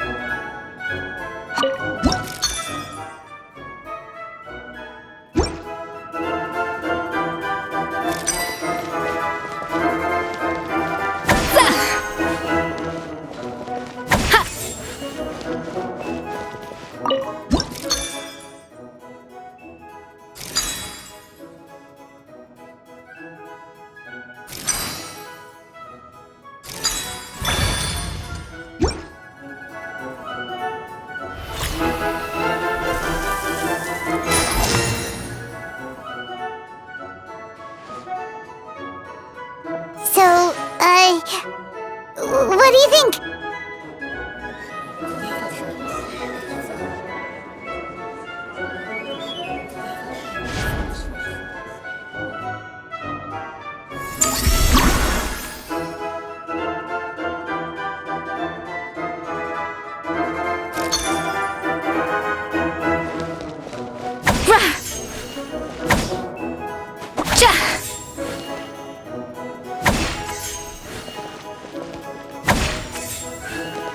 Escoffier is already on the final step of the recipe. Let's check on Savannah's progress. I think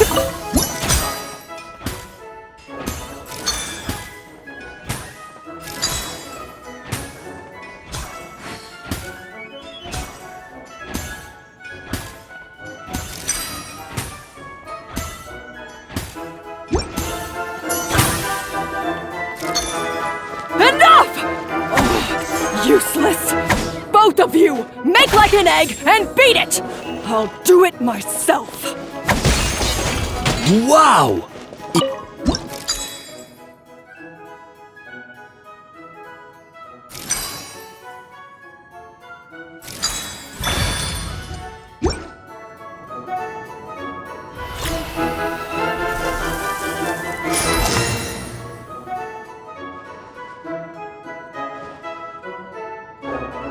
You can't match Escoffier's talent.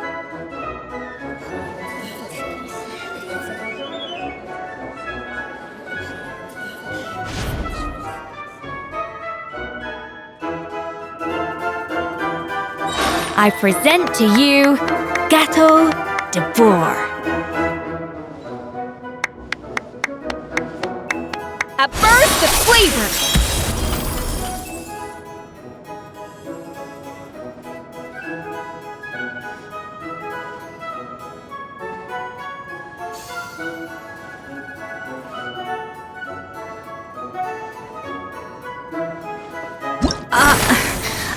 I was just exercising caution. I had to make sure everything was perfect.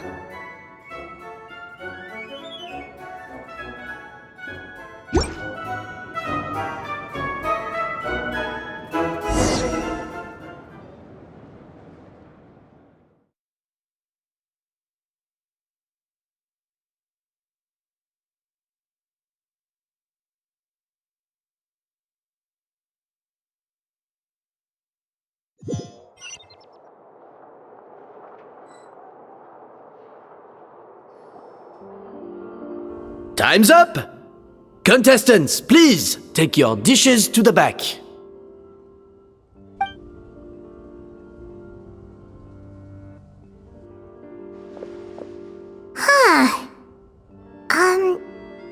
That guy was right. You really can't tell whose is whose just by looking at them. We both made the same dish after all. For all her flaws, Savannah's a talented chef who earned my recommendation for good reason. She wouldn't screw up something as elementary as the cake's appearance. Whoa! This is really rather good. Wonderfully soft and fluffy. Beautifully sweet. This is a masterclass in how to make gâteau de bord.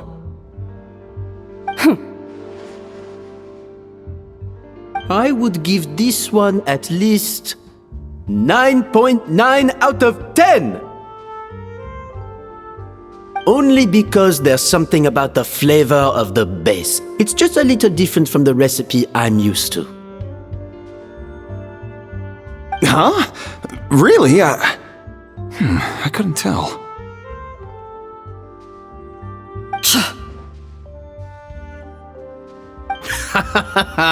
All right, on to gâteau number 2. I haven't had a single bite and already this aroma is a delight to the senses. I have a feeling that this gâteau will be a gâteau for the ages. How exciting! I'm gonna dig in.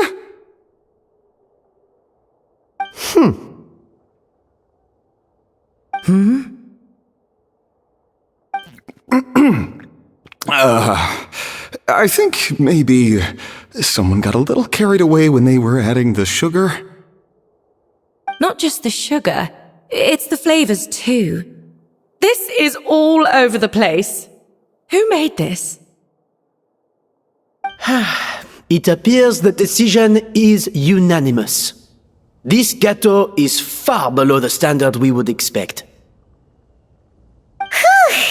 And Paimon thought this might actually be close. Turns out she can't bake to save her life.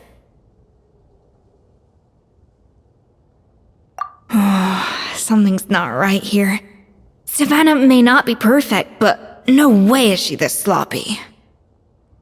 I can now declare that the creator of the first gâteau has won this cooking contest. Now, all that remains is to turn the plate over and reveal the chef's name underneath. What? It's Savannah? No! That's impossible! Hey,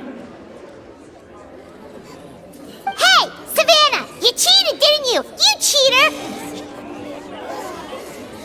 What did you do? Oh, you swapped the plates, didn't you? Well, someone's a sore loser. These cakes went from the oven to the judge's table without me ever laying a finger on them. And everyone here can attest to that. It was Van Gem's staff who labeled them in the kitchen. If you're looking to accuse someone, why don't you start with them? Isn't it more likely that Escoffier's lost her edge? Oh, or maybe her assistants let the team down. You take that back! Judges, we demand a rematch.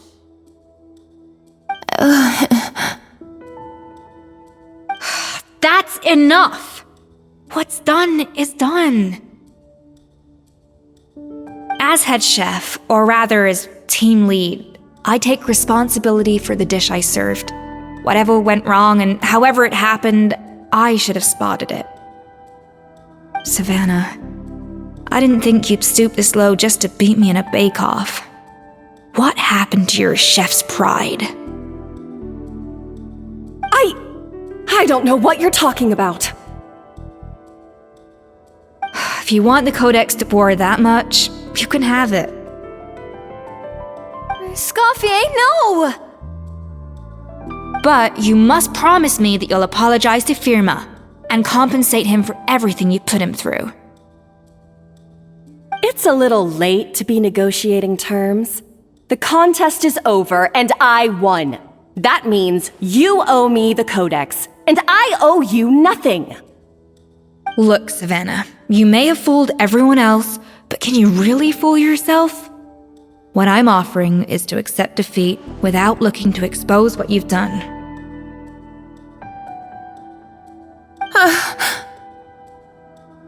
But only on the condition that you promise to stop putting so much pressure on your staff.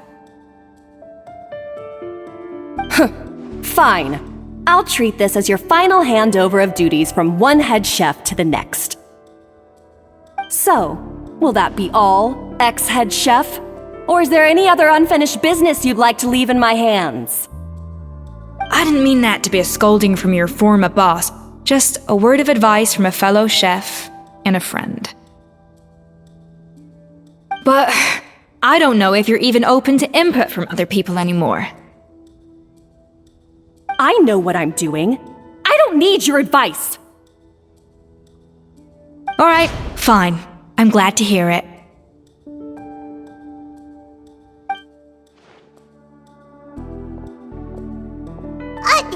Escoffier! The Codex de Boer! Finally. Now, at long last, I will succeed.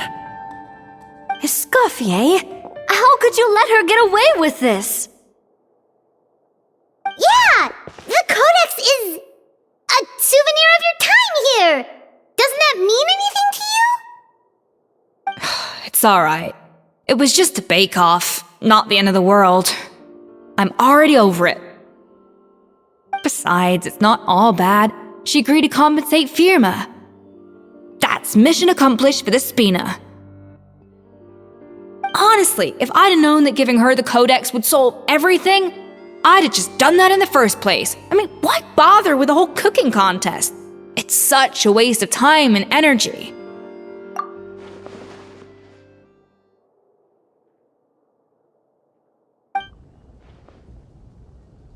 No. No! This doesn't make any sense! Huh? That's it? No secrets, no nothing? I don't believe it! This can't be happening. Oh, Chef Savannah! Savannah?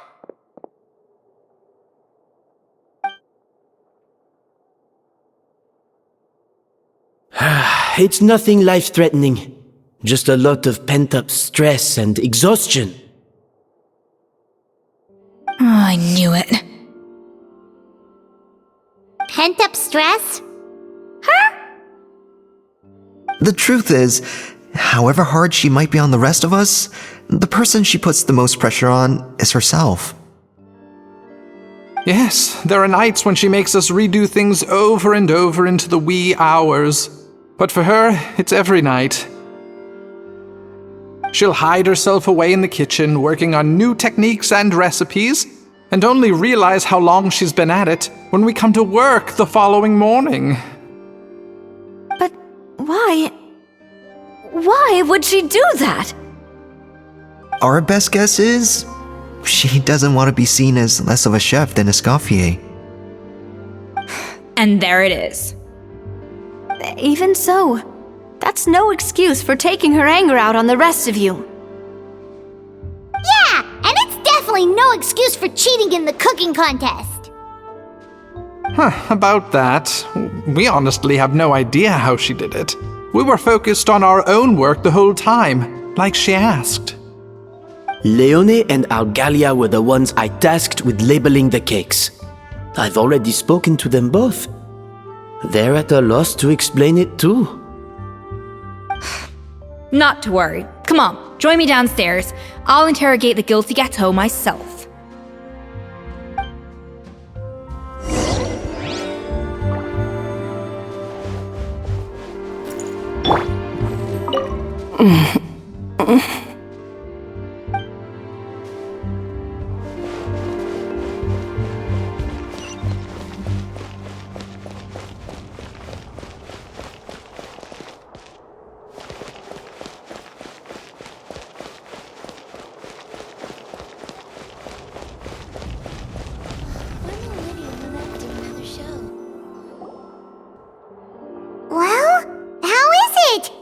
figured out what it was? Oh, this is aggravated assault on my palate. I'd rather eat wet cement than this.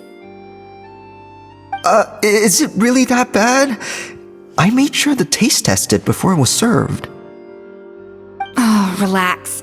This isn't your cake. Savannah never switched the plates.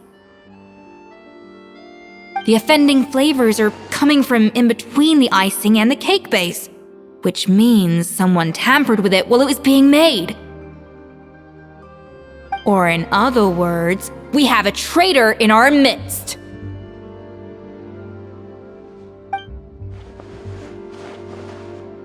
I'm sorry. I was forced into it. It was Chef Savannah. She said if I didn't cooperate, she would... Calm down, Monica. I've already accepted defeat. And if I wanted retribution, I would have brought this up when the results were announced. Whatever's going on with you, just spill the beans. There's no need to hide it.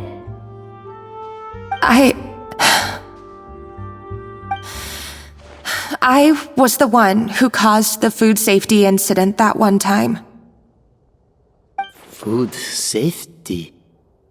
Wait, you mean the Lumaline incident? So you procured the contaminated ingredients? I think so. Savannah and I were on procurement that day. I didn't check everything as well as I should have, and so I let contaminated ingredients make it into the kitchen. But I swear I didn't do it on purpose. I had no idea there was an issue with them, and I didn't know it would end up with Escoffier going to jail. But the last thing I expected was for Savannah to use it as leverage to blackmail me with...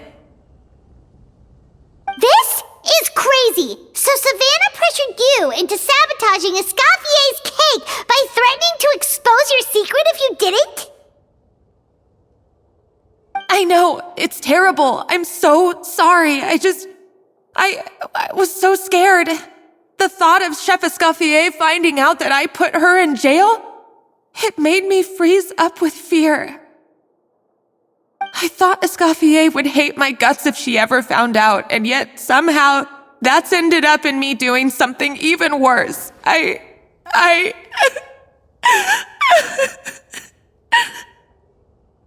Seriously? All this fuss over a little slip-up? Huh?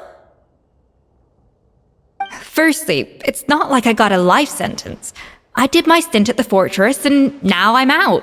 And secondly, I had my own reasons for leaving the Hotel de Boer. This wasn't the only factor.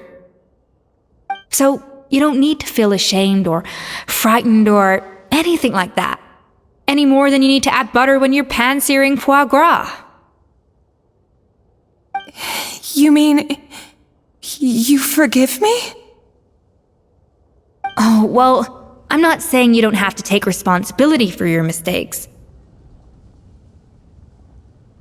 You should tell Vanagem to mark down your performance for the past few months. Then do some digging and find out exactly where those contaminated ingredients came from. Sure, you've made mistakes, but now's the time to fix them. Understood? Understood. Good. Now, back to Savannah. What about the original codex would compel her to resort to blackmail? I have my suspicions. Not that I've got any proof to back them up, though. Ugh. What happened to me? I've overheard some customers murmuring about how the Hotel de Boer hasn't been the same since Escoffier left. They think our menu doesn't taste like it used to, especially our signature items. Now that you mention it, I noticed it during the contest too. I couldn't put my finger on it, but the flavor seems subtly different from how it used to be. But the difference was so small, I'm sure no one would notice it besides our most loyal customers and true dessert connoisseurs. Still, as head chef, it's easy to see why Savannah would get so hung up on it. So many times I've seen her make the cake base over and over again, late into the night, determined to match Escoffier's version. But something's always slightly off every time. Yeah, I've noticed that too. Never really gave it much thought though. Thinking back on it now, it's clear that Savannah's been in a downward spiral ever since Escoffier left. She wants to prove that she can fill Escoffier's shoes. That's gotta be the reason. But after countless setbacks, she's getting more and more unhinged. And at some point along the way, she switched from doubting herself to doubting Escoffier. Doubting Escoffier? For what?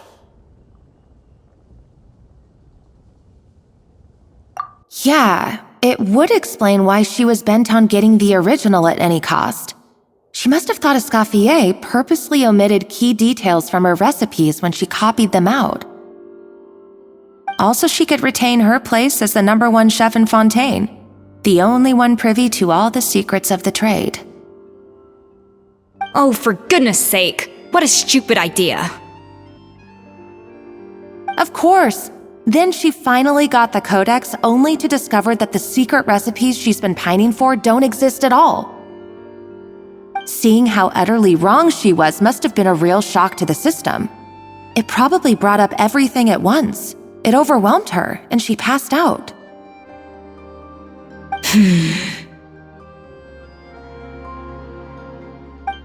still one thing that doesn't make sense, though.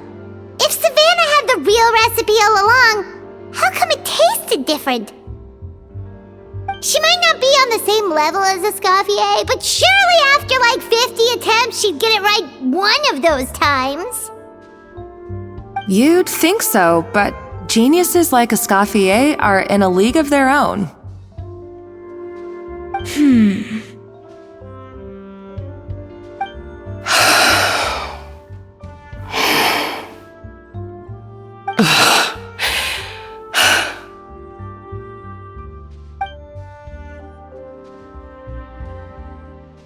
New head chef, you say? What's her name? I don't think I've heard of her before. I wonder, can the Hotel de Boer keep its edge without Escoffier at the helm?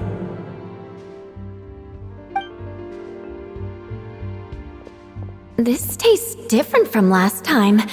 Is it undercooked or something?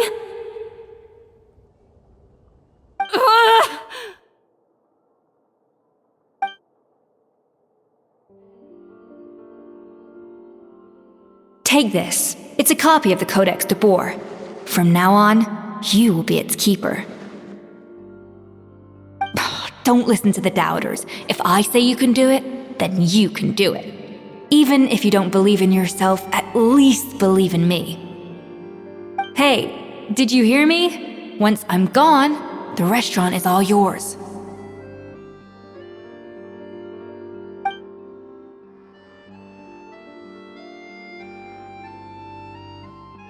All this time, I've been blaming other people, but maybe I'm the problem.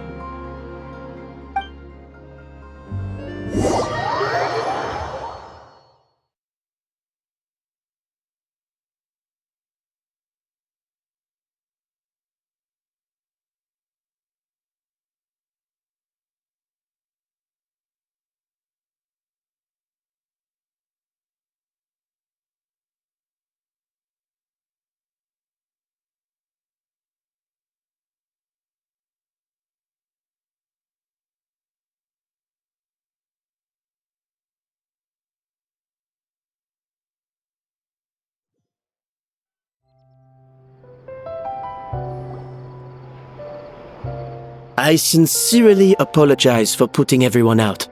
Savannah's awake now, but I don't think she's ready to speak to anyone yet. Let's give her the day to calm down. I'm sure you'll have the chance to talk everything out tomorrow.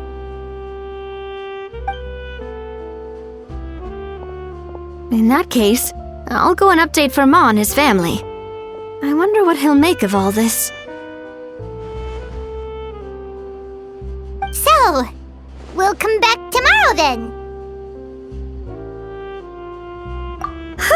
That was a long day. I think I've earned myself a sweet treat when I get back home. Oh, nice! Macarons? Or are you gonna switch it up this time?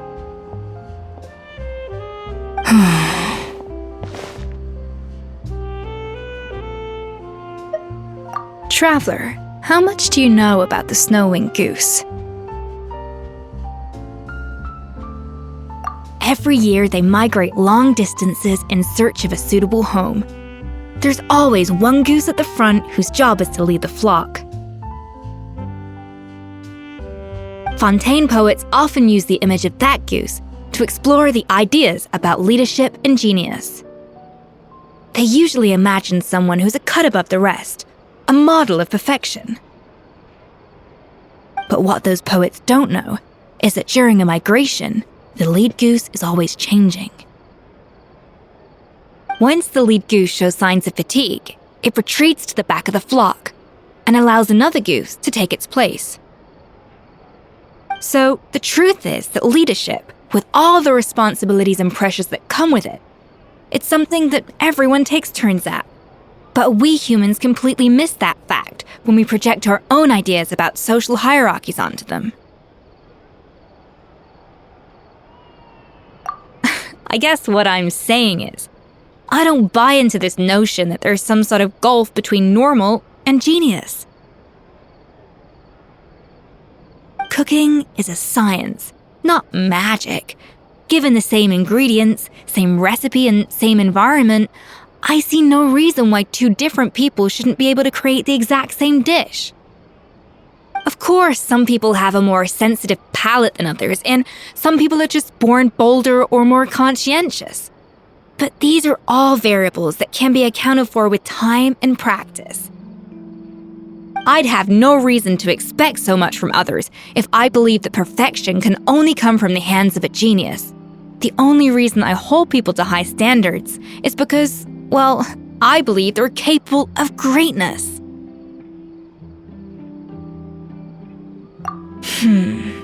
Okay, I've made up my mind. I'm gonna get to the bottom of why Savannah failed.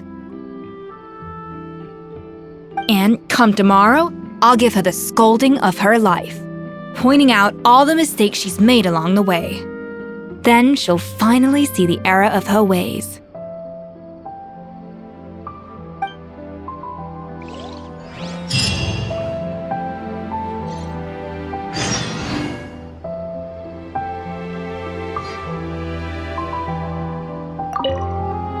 Thank you for your words of encouragement. I'm gonna head to the Hotel de Boer and spend the night investigating. I guess I'll see you tomorrow. Genius? Calling someone a genius is just another way of saying I'm too lazy to figure out how I need to improve. It's a defeatist attitude and I won't stand for it.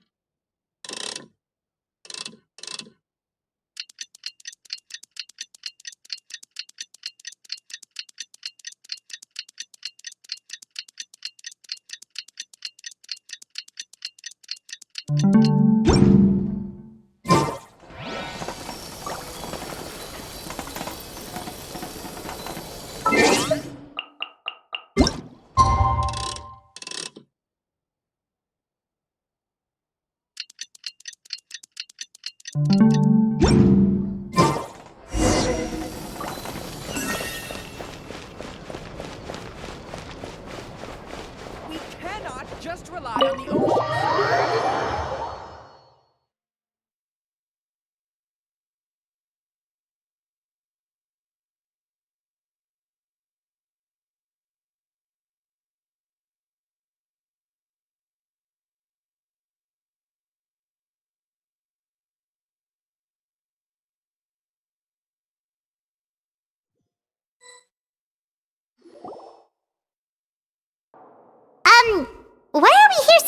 hurry! Our meeting with Vanigem isn't for a while. Check on her? Why? What happened?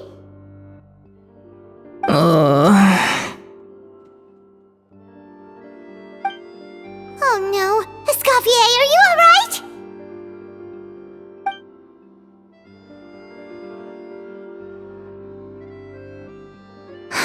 I'm fine. Just need to get some more coffee in me. Huh? What happened to my coffee? Did I really drink it all?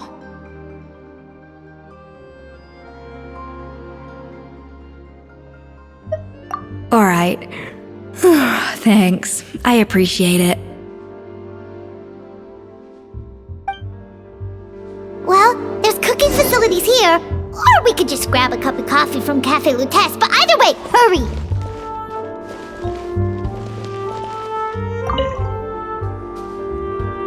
Coffee. Need coffee.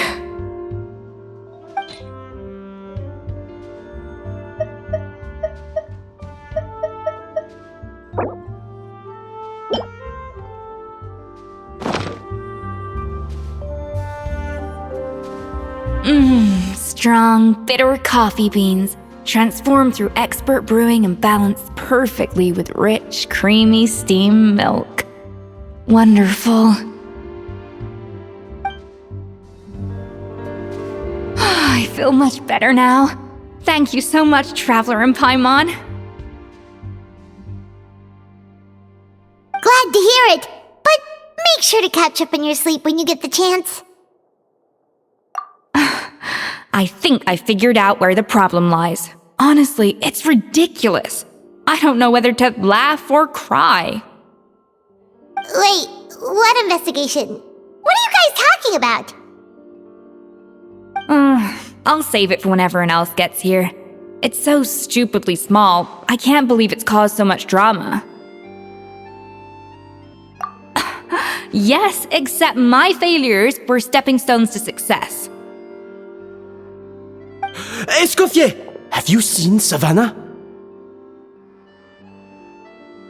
Huh? No, not since yesterday. Why? What's wrong? After seeing her home yesterday, we were all a little concerned about how she was doing. So, I dropped by her place early this morning to check on her. Only to find an empty house with the doors wide open. I left Alphonse and the others to keep watch at her home while I checked the Hôtel de Bord. I'm worried something bad might have happened. If she's not here, then where could she be? Boss, Escoffier, bad news. Alphonse? You're supposed to be keeping watch at Savannah's house. We were, but then, just after you left, we found this stuff in her house. Oh, looks like a map with a bunch of random places circled. What does it mean? Wait a second. This feels familiar. I'm sure these places are all connected somehow.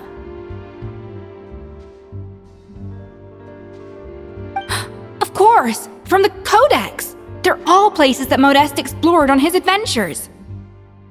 Yeah, but I don't understand. The adventure logs in the Codex are too fragmented to be of any use. How come this map shows all the missing details? The Codex de Bord? Then, this place marked in red out at sea. Could that be the fabled birthplace of Gâteau de Bord? Seriously? So now she set her sights on finding the original recipe and beating Escoffier that way? Geez, Savannah. Anything to overcome a gâteau plateau, huh? Ugh, idiot! Does she have a death wish? Those ruins are thousands of years old. Hold on, there's more.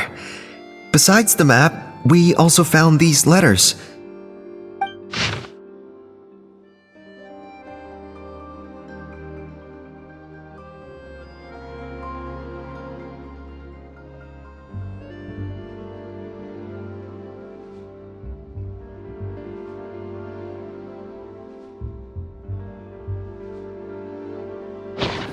It was you. You let the Lumaline through, didn't you? It sounds like a threat letter. Does this mean that Savannah was responsible for the safety incident? And not Monica after all? Retrieve the codex by any means necessary. So the cooking contest and the cheating. Someone else was behind her pulling the strings?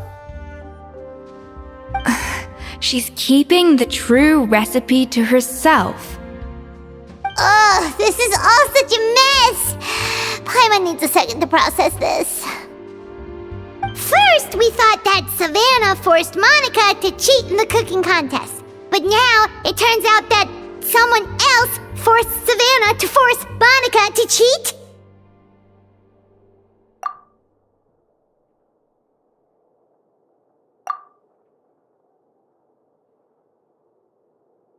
You're finally here.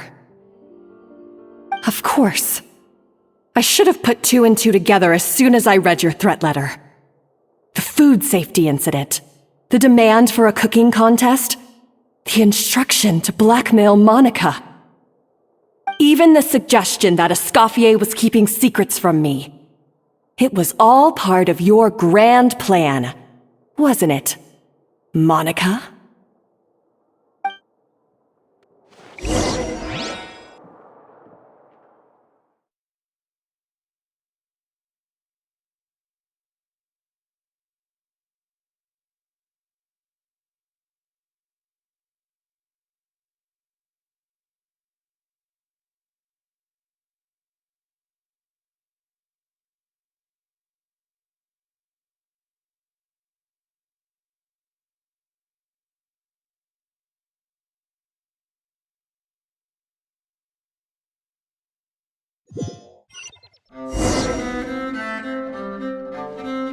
We should be getting close to the spot marked on the map.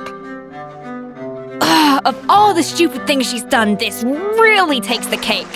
The moment we find her, I'm gonna curse the living daylights out of her.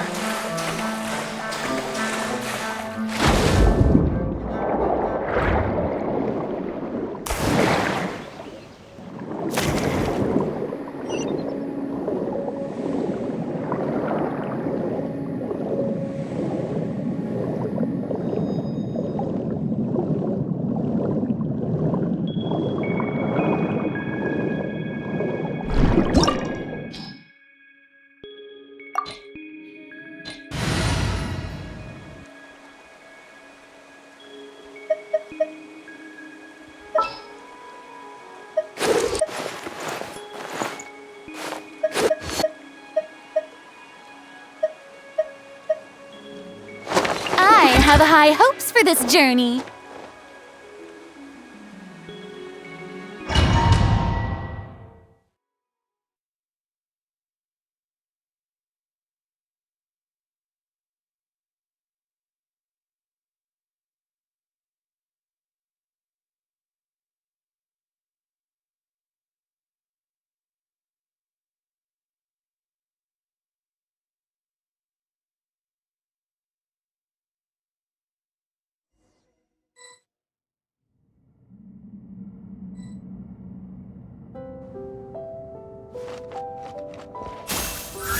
No recipe, no problem. Ha! Off to the freezer.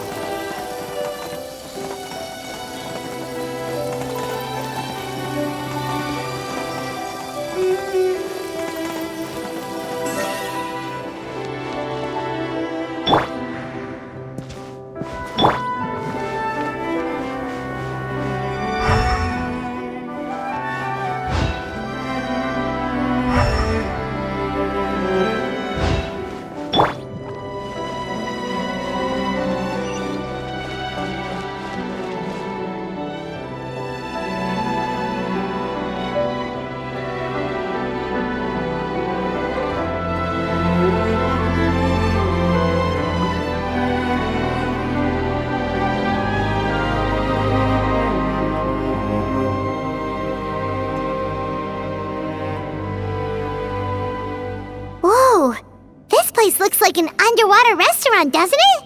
Suddenly, the idea of an adventure chef finding secret ingredients makes a whole lot more sense. I think Modest's codex mentioned this place. A public bath from the time of Remoria. So yeah, definitely the kind of place that would have served food and drinks. Huh? Some blubber beasts have come to join the party? How did they get here?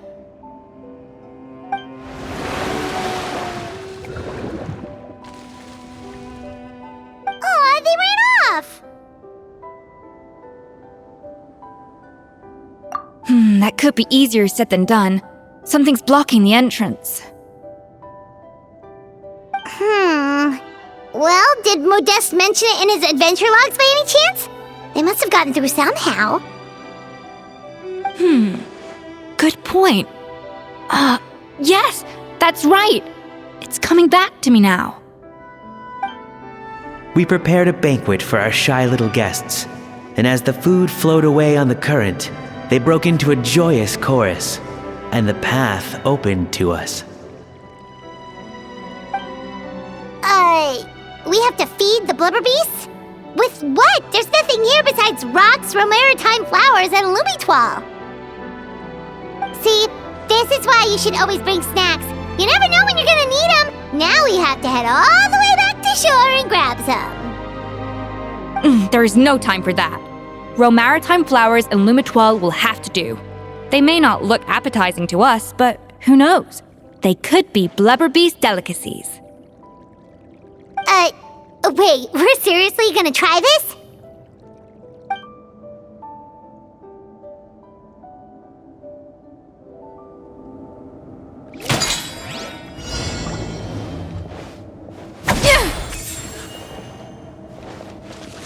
A dash of frosting!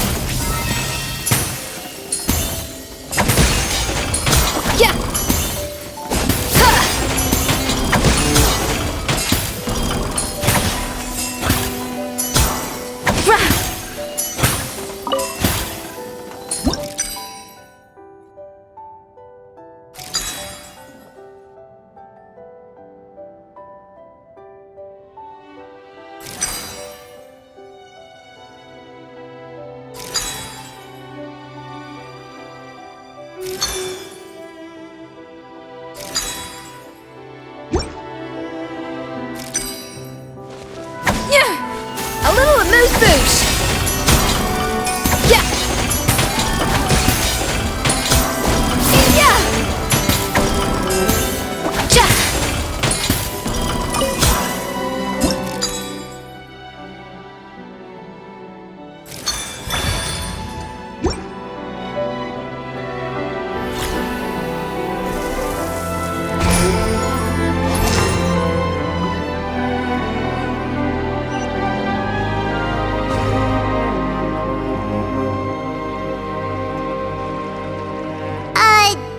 Beasts or not, are we sure this stuff is edible? Trust me, they'll love it. Oh, good question. If we try to put them in the pool, we'll probably just scare them off again, and who knows how long they'll be gone. Yes, we can't afford to wait for them to double back. What was it that Modeste said again? Something about the food flowing away on the current.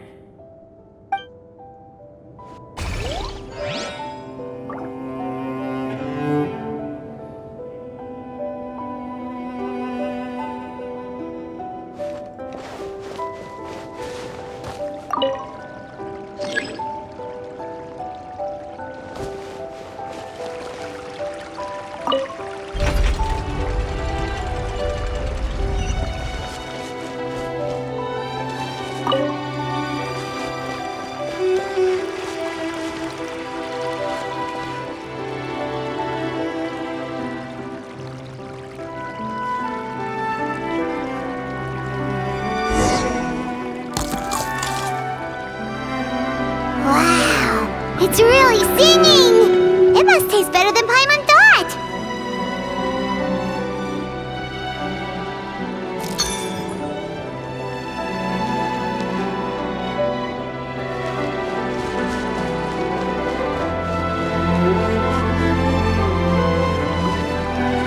just turned back again. Ugh, so annoying.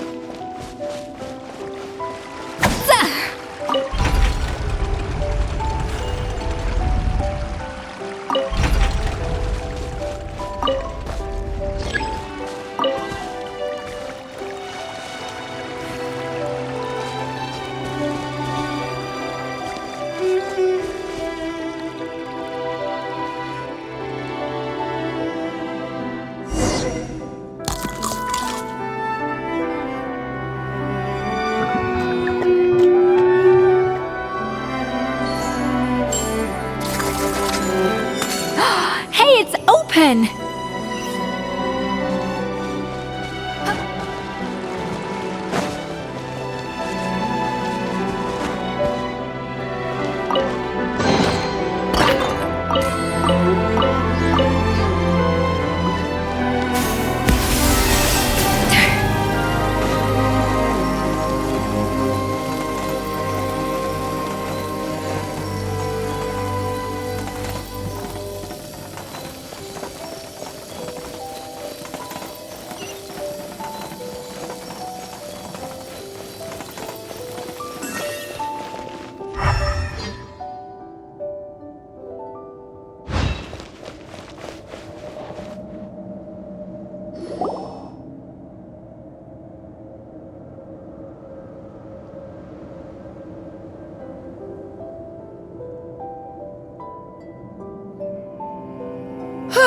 Hey, give me your water.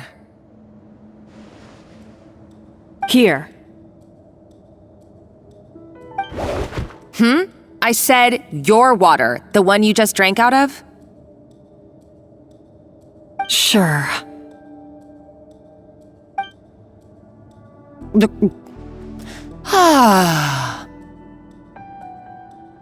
All those years slaving away under Escoffier, and then you. Today, it's finally paying off. Not only have I found the ruin that Savelli kept hidden, but I also get to boss you around like my little lapdog.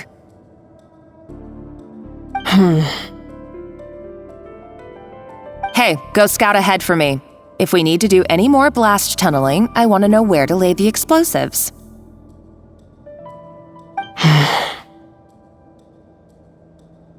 Did you not hear me? Get going. Why don't you do it yourself? Oh, when did you learn to fight back? You're always so compliant when I give you instructions by letter. That's because you threatened to expose me for the Lumiline incident. I swear, if I'd known what you were planning, I'd never have... Ha! Don't be so self-righteous. Admit it, you've always been jealous of Escoffier. That's why you lapped up everything I told you. You were terrified of her finding out about your part in the Lumiline incident, and you resented the way her reputation hung over you.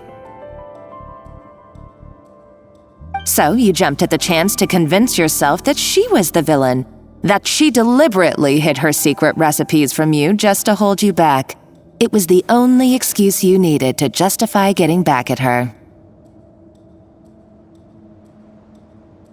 First, idolization, then jealousy, suspicion, and self-deception. That's what this comes down to. It was the same story with Savelli and my ancestor.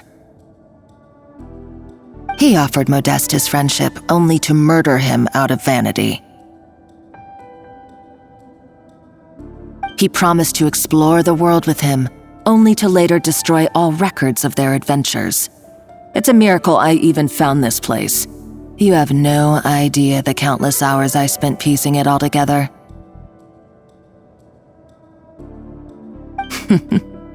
So you see, you're no better than Savelli.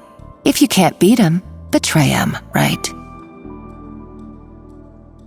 I am no Savelli, nor will I ever be. Oh, put a lid on it. You really think you can absolve yourself of your vindictive and jealous behavior now? Just because you finally realized that Escoffier never kept any secrets from you? You didn't show any remorse when she left, or in the cooking contest. Why start now? You have no right to redemption. You're right. I don't deserve her forgiveness.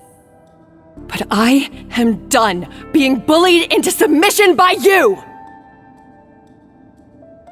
Ooh, feisty.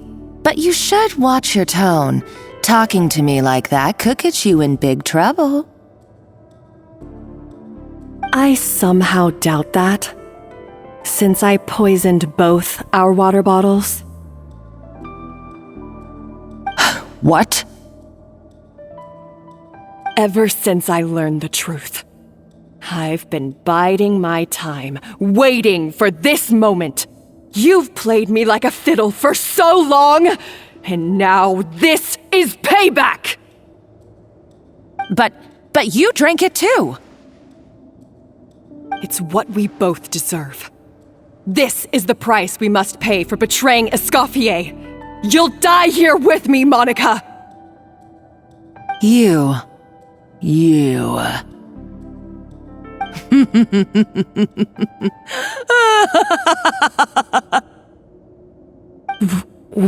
What's so funny?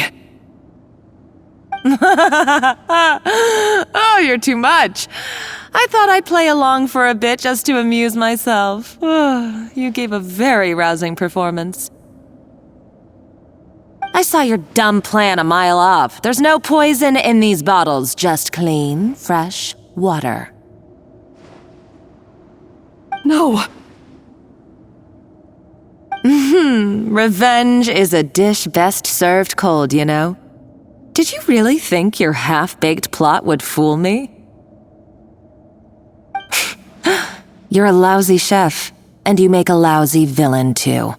A complete waste of space. No wonder you never amounted to anything. Everything I ever did was a failure. And now, I failed again, for the last time. Hey, why don't you try your hand at being a comedian in your next life? You got a good laugh out of me. But now the show's over. You should have just done like I asked, Savannah. All I wanted you to do was scout the ruins for me. But you had your chance, and now it's time to say goodbye. Stop right there! Let her go, Monica! We've got you surrounded! Escoffier? Ugh, looks like I'll have to keep you around for a little longer. You can't! Stay back if you want her alive! Escoffier and the Traveler. I can't take you both on in combat, but if you so much as flinch, I can end Savannah's life in a heartbeat. Monica, what are you hoping to achieve by this? You're about to commit murder, and for what? A recipe? A recipe? You chefs are all blinded by your myopic focus on kitchen affairs. Well, some of us actually have bigger fish to fry. Modeste had a secret. The truth behind his so-called genius, the je ne sais quoi factor in his Gâteau de Bourg, and it's right here in these ruins. Are you serious? You're here because of a Gâteau de Bourg obsession? You've gone completely mad! I couldn't care less about the cake itself. No, the real treasure is the secret ingredient that Modeste sourced from these ruins. He and Savelli were fools. A priceless treasure of Remoria in the palms of their hands, and they thought, ooh, this would go great in our cake mix. We're talking about a powerful stimulant that also sharpens the senses. That's no cooking ingredient. It's a groundbreaking drug. That's right, I've done my research. It was a drug that Remoria developed for their war machine. I could make a killing by selling it to the treasure hoarders or the Fatui.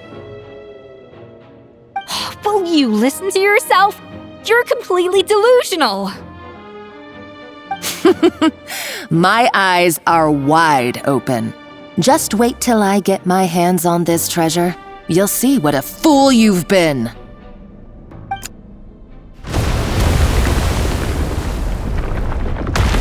Wait, what's that sound? Just when I thought she couldn't get any crazier. She's lucky the whole place didn't collapse.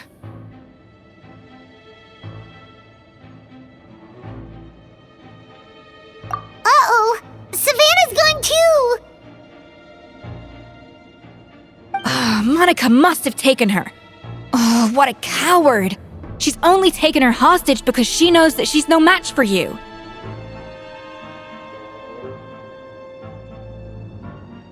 That's true. Even if she finds the treasure, she'll need Savannah alive if she wants to get out of here in one piece. Oh, well, our path's been blocked, so let's look for another route.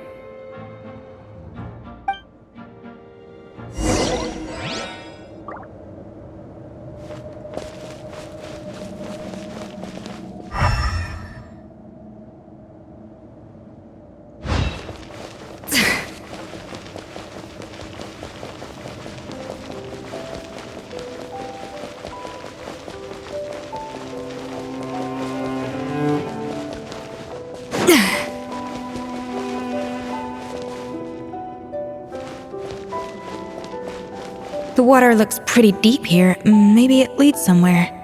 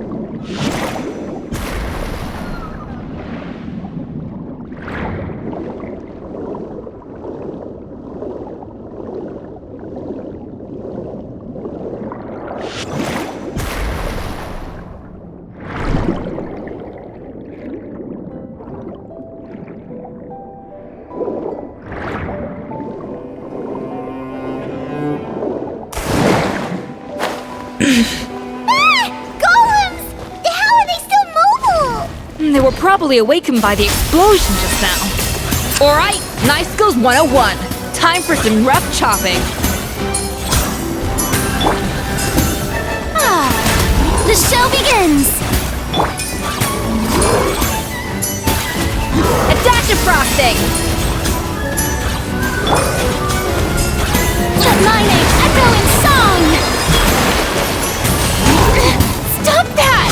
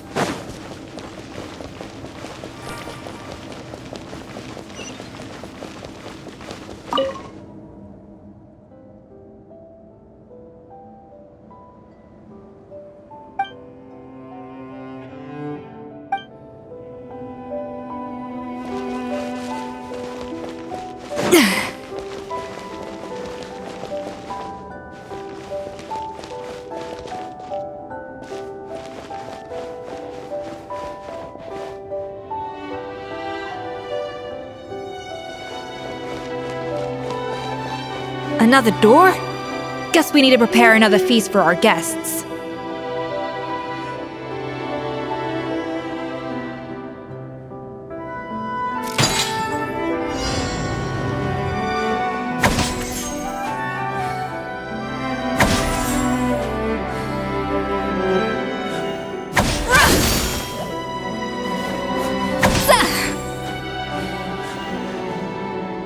A little amuse-bouche!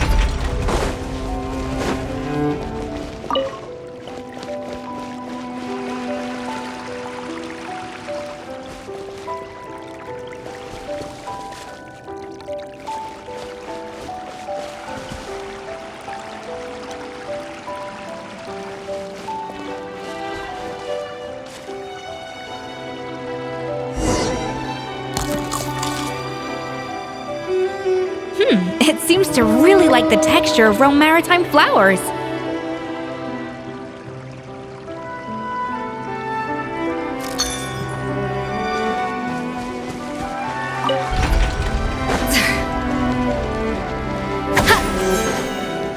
Yeah! A dash of frosting!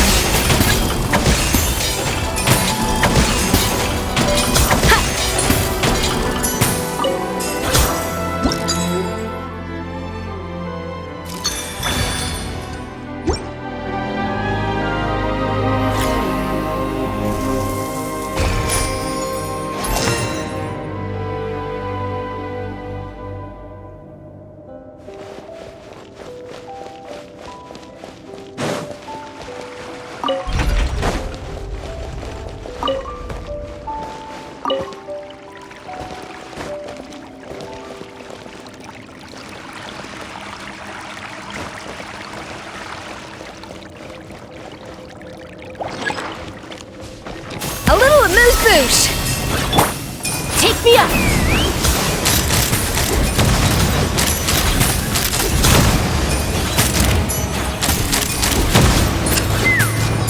Hold on to your hats.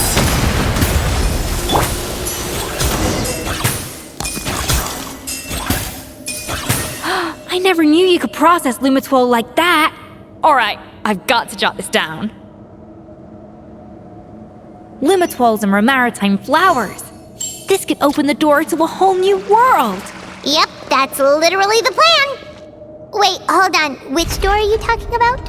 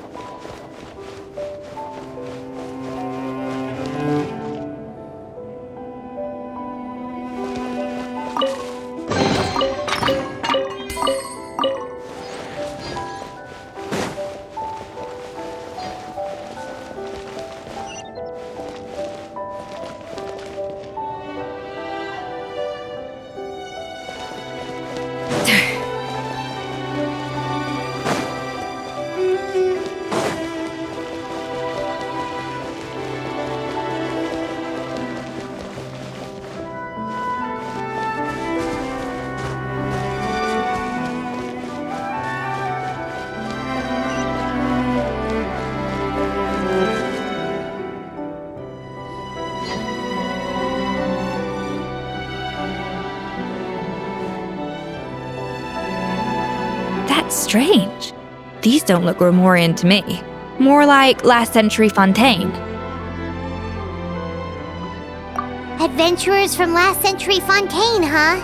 Oh, Modeste and Savelli, do you think they camped here? By the looks of it, this was a one-person camp. They adventured together, but maybe one of them came back alone at a later date. Huh, you really think so? Trust our adventurers' instincts. We're pros at this stuff, just like you're a pro in the kitchen. Okay, well, the Traveler has more adventuring experience overall, but Paimon's definitely a pro rummager from all those treasure chests.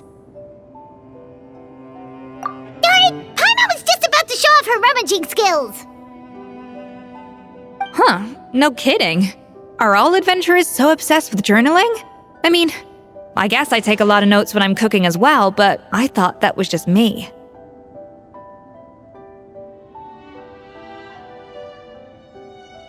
Anyway, let's find out who was here. It's been years since I've last visited these ruins. It's exactly the way I remember it. This place probably hasn't changed in millennia.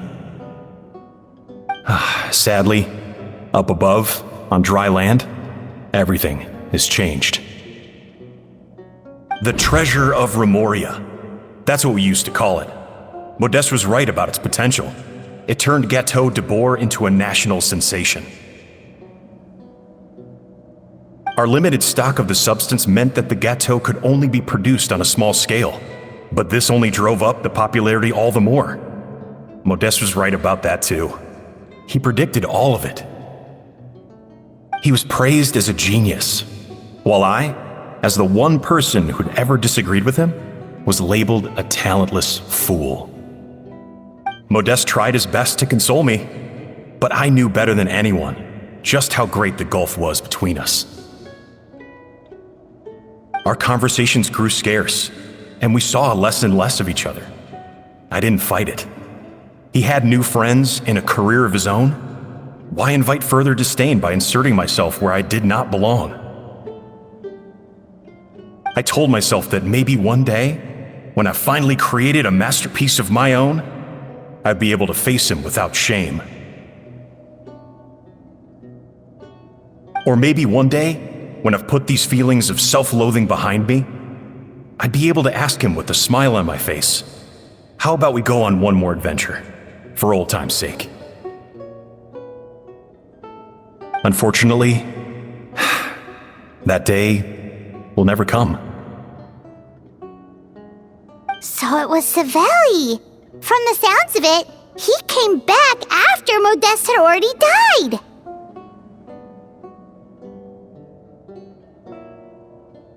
I always thought it was just a legend. But if it's true, then this must be the place where they found their secret ingredient, the birthplace of Gâteau de Bourg. In that case, what does that say about the death of Modeste? If it's all true, maybe Savelli really did have something to do with it.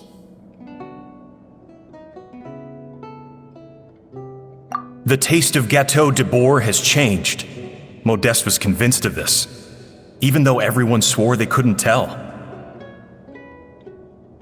Being the perfectionist that he was, he refused to accept even the slightest flaw in his work. He stopped all sales of the product, locked himself away in the kitchen, and worked day and night, vowing to find out where he had gone wrong. But as he baked and taste tested over and over again, he found he only strayed further and further from the original taste. It was only when he was sipping on coffee one day and realized he could not taste the bitterness that the truth finally dawned on him. What had changed was not the gâteau, but his sense of taste. The treasure of Remoria stimulates the senses, taste included, and invigorates the spirit. In the short term, it offers people the ultimate gourmet experience, but in the long term, it dulls their senses entirely. In hindsight, It made perfect sense. After all, why would a culture that sought liberation from the constraints of their bodies care for the loss of their senses? But we realized it too late. We were just too late. Over the course of his many culinary experiments, Modeste exhausted the remaining supply of the treasure of Remoria. He consumed it all himself. The finest culinary talent of his generation now faced a future in which he would never be able to taste anything ever again. Finally, in despair, he took his own life. And because we had become estranged, I could not be there to stop him, to offer some words of comfort, or even to say goodbye. Yet despite everything, he sent me his final letter.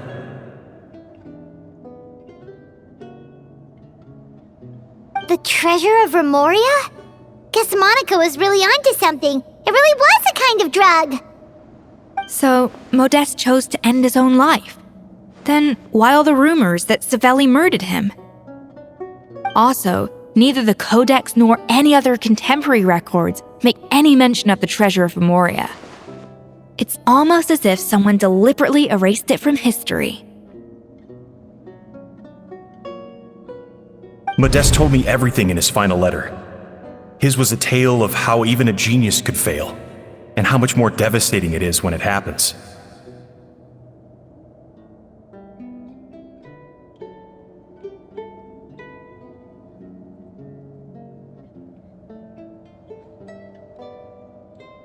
Did he hope I would gain some personal catharsis from knowing the truth?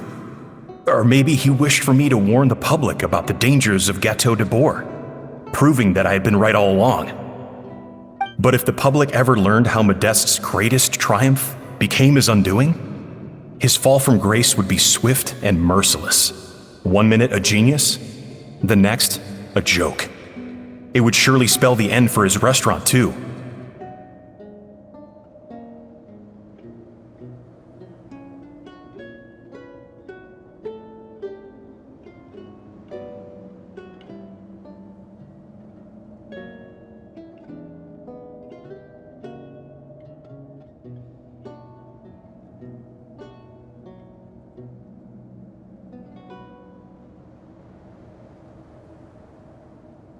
What would be his legacy then?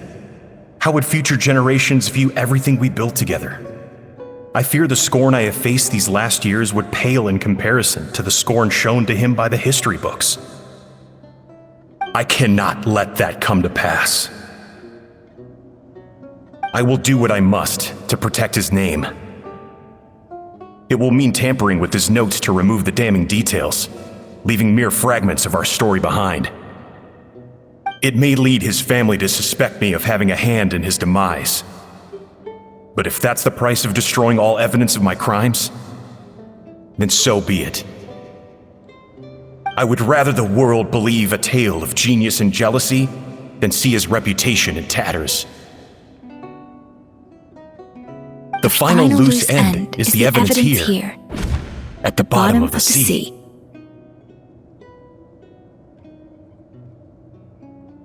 Huh? What's wrong? Didn't we say Savannah should be safe for now? So we thought, but if Monica finds out what happened to the treasure, there's no telling what she might do.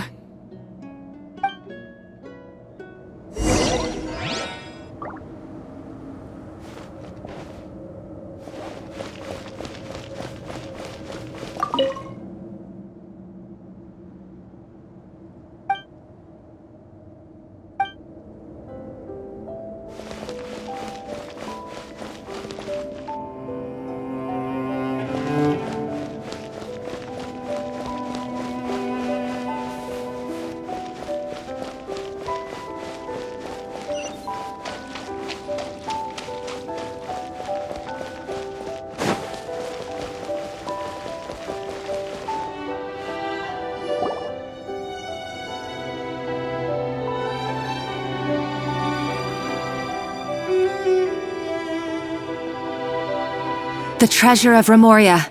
I have found you at last.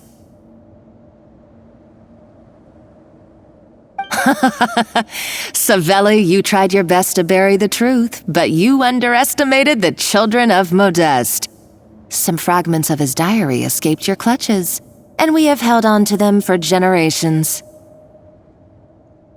But I have to thank you too, Savannah. Without your help retrieving the codex, and with it the last piece of the puzzle, I may never have found this place. But now, finally, the secret to Remoria's military might is within my grasp. The treasure of Remoria is mine!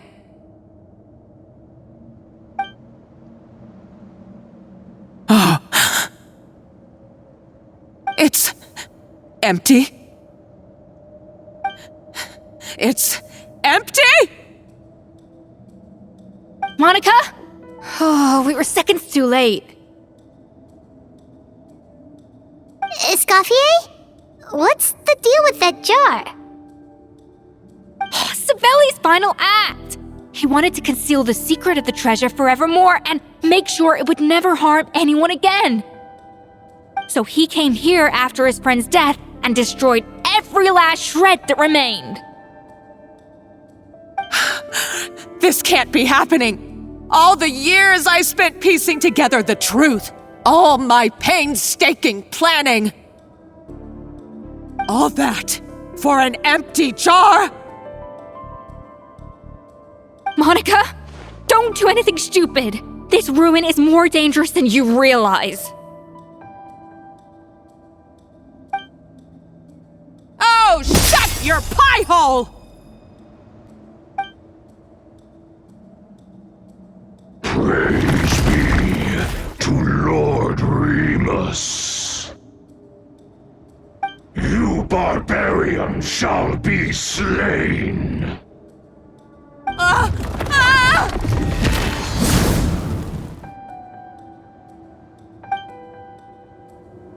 She's a nutcase! A liability to herself and everyone else. Well, now it's up to us to clean up the mess she's made. Take these golems out! Rise with the sun! Come here, you little rascal! Let's fly!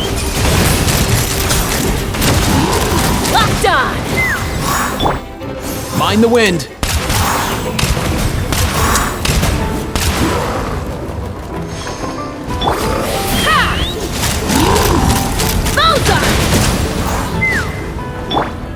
Let's go!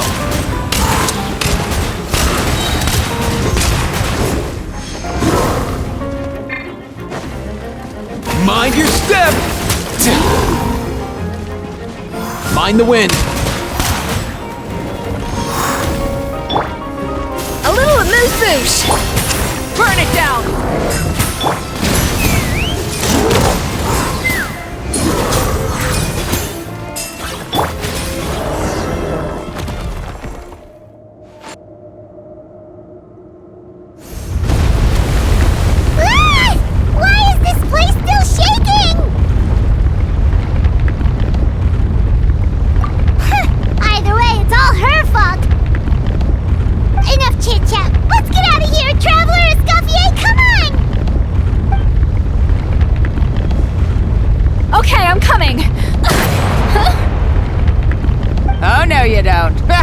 If I can't get what I want, neither will any of you. I've got nothing to show for my life's work so far. But if I can take another so-called genius down with me in my final moment, then it was all worth it. You're a psycho!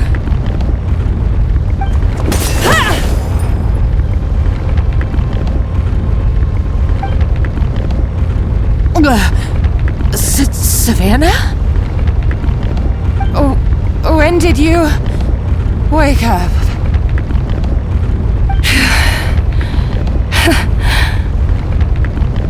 I may be a lousy chef, but it looks like I'm not a complete waste of space. Traveler? Okay, let's go!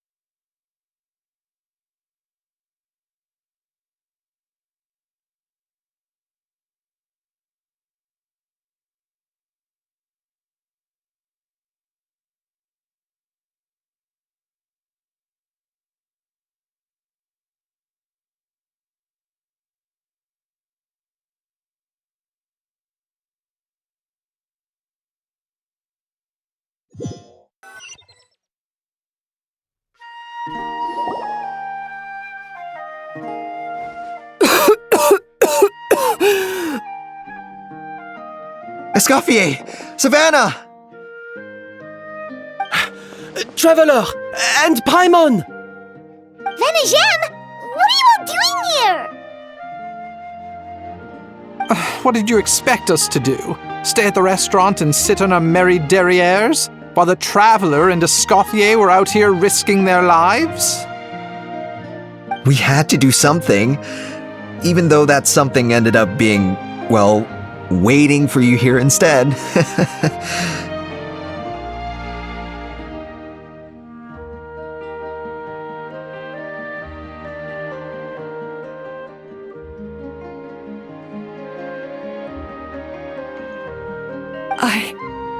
I don't deserve any of you. And I certainly don't deserve to be your head chef. It was my fault Escoffier had to leave. Then I couldn't live up to her standards. I acted like a tyrant in the kitchen. And now I almost got myself killed. Come back, Escoffier. Come and be our head chef again. I'll never be able to replace you. Okay, so everything I said to you the day I left, it just went in one ear and out the other? Huh? Sorry, I was kinda in my own head at the time. All I could think about was the Lumiline situation. What was it you said again? Forget it. It doesn't matter. Anyway, I didn't leave this job because of you, and you're not nearly as awful a chef as you think. If you were that bad, why would all your staff show up here for you? Escoffier's right. Sure, you nitpick our work and get us to do things over a lot, but when it comes down to it, you're the one who's always doing whatever it takes to make sure the customers get served on time, every time. Things were pretty rough after Escoffier left, and Savannah's the only reason we've been able to make it through. Our customers know that Escoffier doesn't work for us anymore. But the fact is, they keep coming back. If that's not an endorsement of your work, I don't know what is. At the end of the day, we're all human, and we all make mistakes. All we can do is recognize where we get it wrong and do our best to improve. That's all that's humanly possible. No, I get what you're saying, but what I did to Fermont and to Escoffier, it's unforgivable. Well, about that, there's someone else here to see you, Chef. It's been a while, Chef Savannah. Fermont?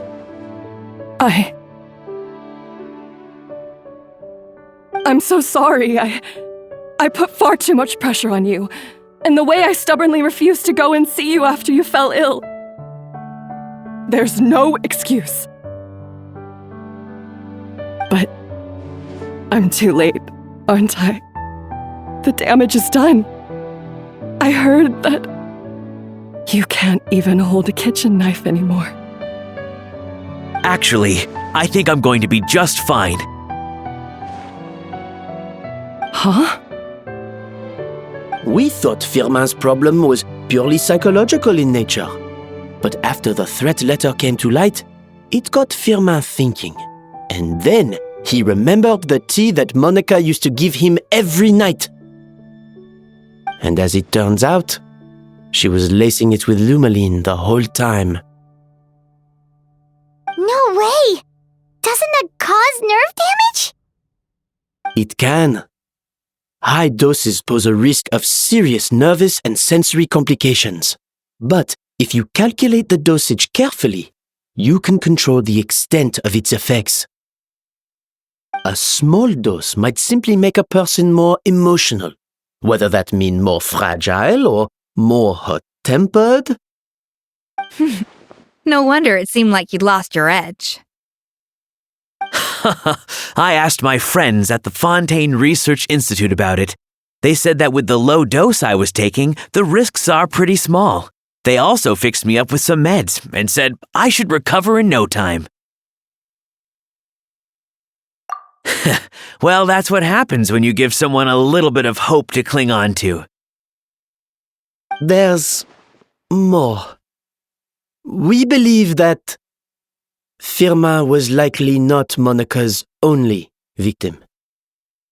You mean she poisoned me too? Oh, so that's why Savannah's been so irritable this whole time! Let's not be too quick to blame everything on the Lumiline. That stuff can only amplify what's already there. So tasty food will seem like the most delicious thing in the world, while food you don't particularly care for will become utterly revolting. So you better make sure you reflect on your behavior and apologize to every single person you've wronged.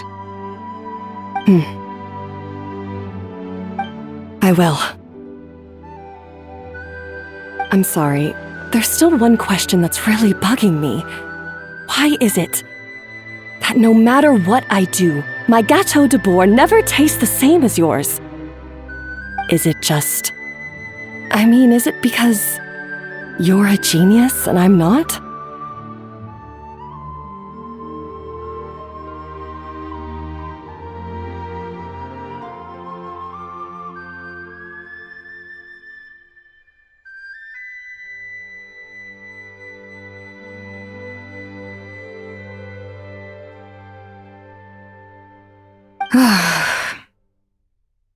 It's because the heating element in your oven is broken, you silly goose.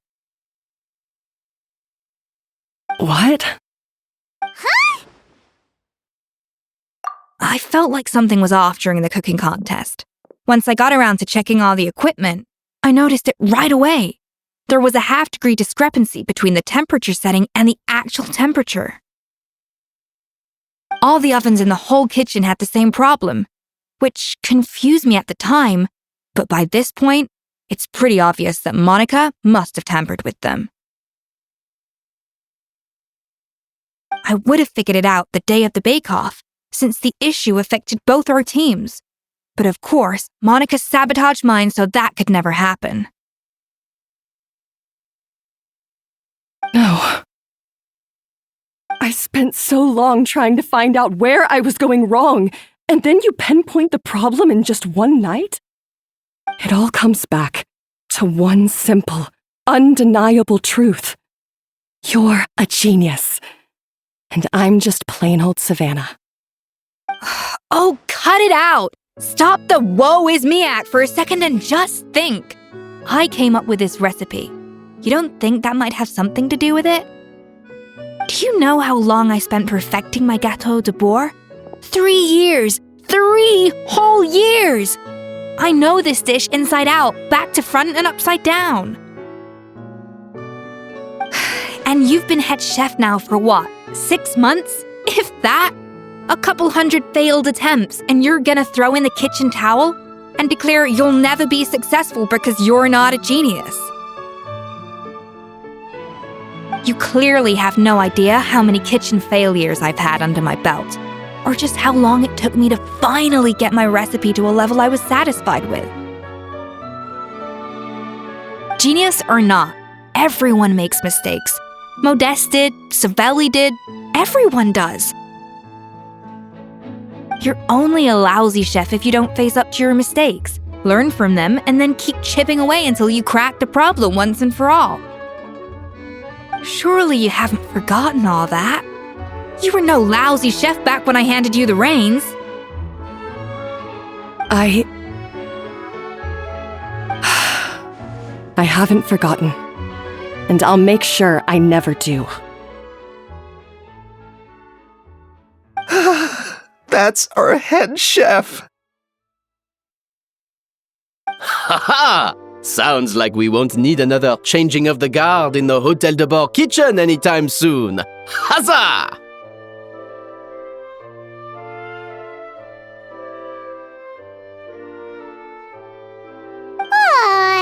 What a perfect ending to a crazy journey. Look how happy everyone is. So you got your mojo back now?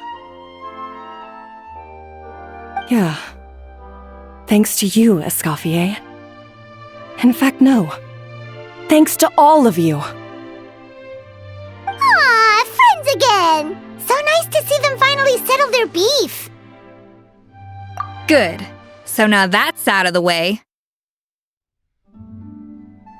It's time for payback. You cheated in our last bake-off, and I demand a rematch right now. Huh?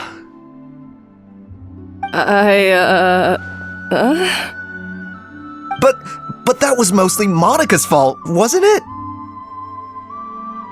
Right. And also, does it have to be right now?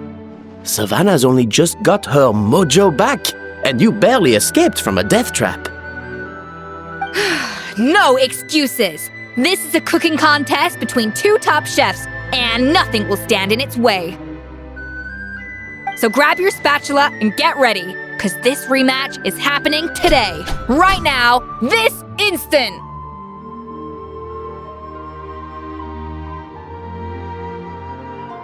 Hey, so, this whole time you were salty about losing?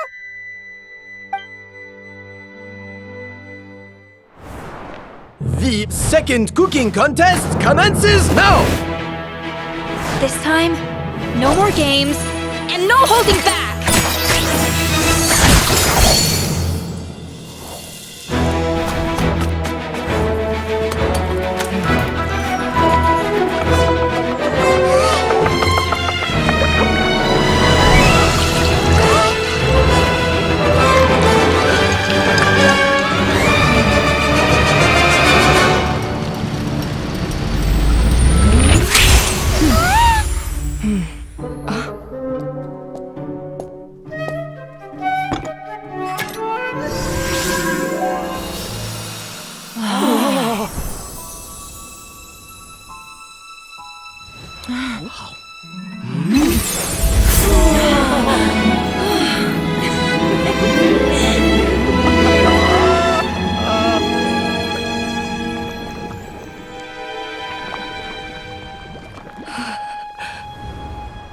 I feel like I don't have the right to be here.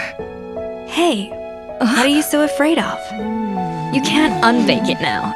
And if you don't serve it, then good or bad, you'll never find out how to improve.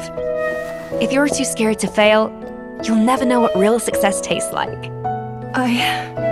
So? Embrace your failure. Taste it. Digest it.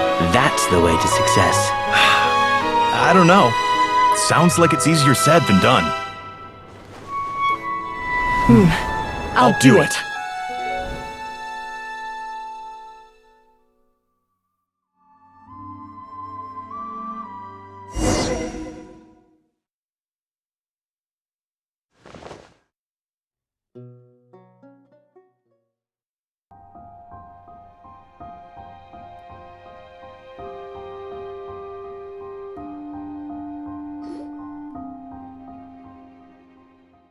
The results are in!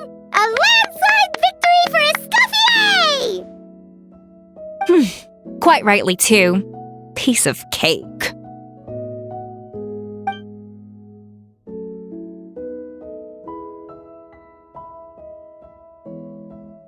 Oh yeah, look at that! Savannah looks pretty chipper too, considering she lost.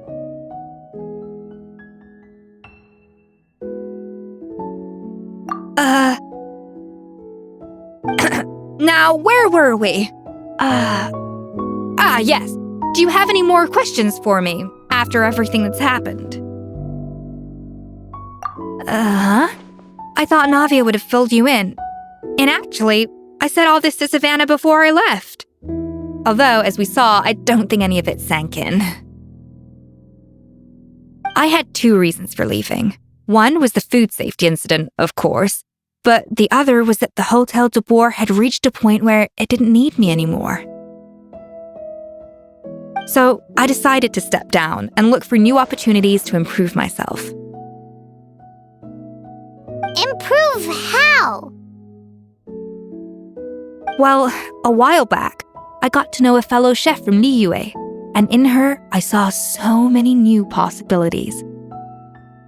She has that same adventurous spirit that Modeste and Sibeli had in their youth. Slime mucus, blizzard tails. With her, nothing's off the table. There's a whole world of new flavors out there waiting to be explored, hiding away in ingredients we overlook.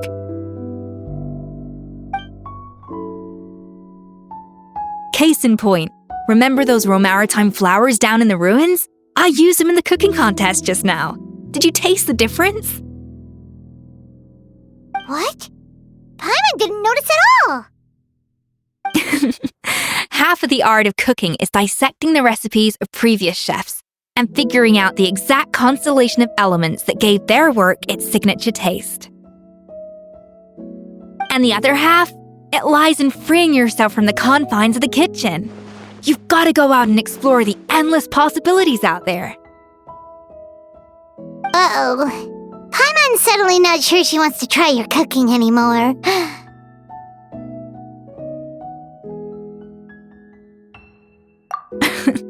Don't worry, it's not going to be a free-for-all like in Modeste's time. Before I put anything into my food, I'll obviously do my research, make sure it doesn't contain any harmful substances. In the meantime, take this. It's a recipe for Petit Gâteau de Bourg revised version. I tweaked it to suit your needs as busy adventurers. Hope you enjoy, and remember, feedback is always welcome. All right! So, do you ever see yourself returning to Hotel de Bourg?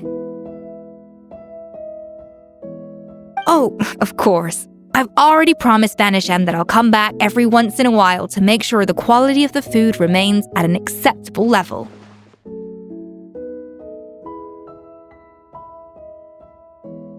You know, Paimon's still a little disappointed that we never got to see the treasure of Remoria.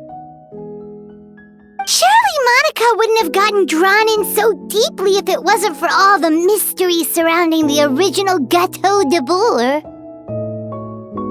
She practically dedicated her life to finding the lost pieces of Modeste's diary, then went to all that trouble to infiltrate the Hotel de Bourg. And in the end, it was all for nothing.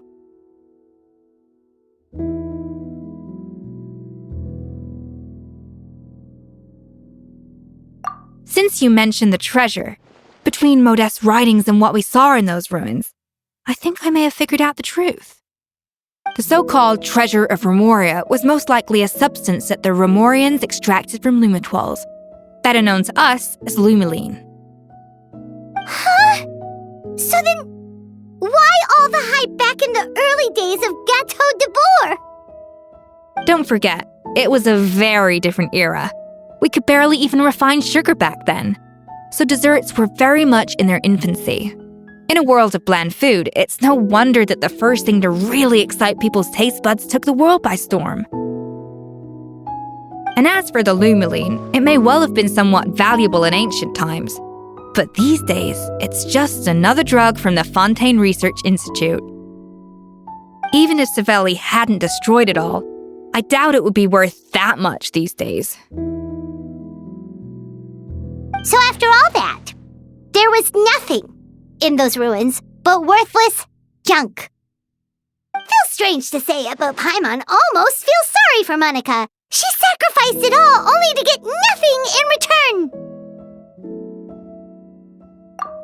Hey! Huh? Navia? You just got back from that underwater ruin, right? Well, check it out. They ran a special issue.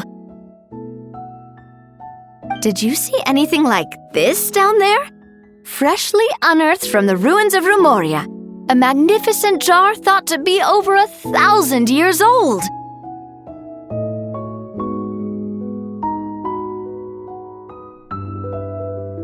Experts say it has immense artistic and historical value. It could be worth an absolute fortune. Wait, isn't that the jar they used to hold the treasure? If only it was still in one piece. Some butterfingers must have dropped it or something. Ugh, it's such a shame.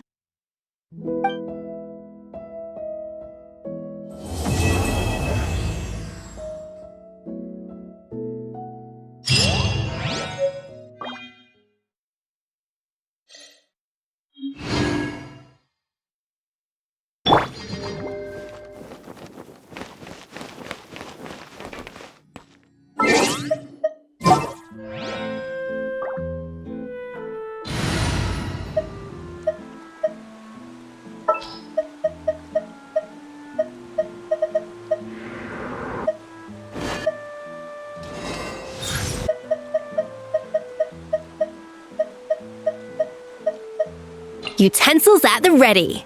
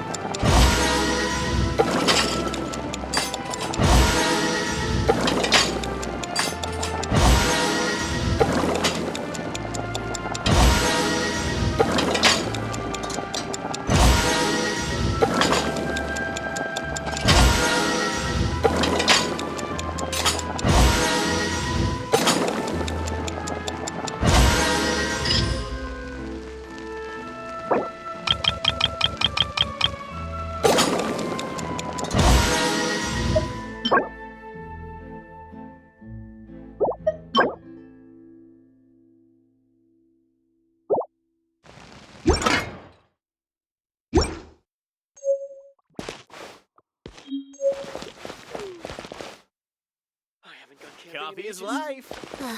Bon appetit! It keeps getting more bitter.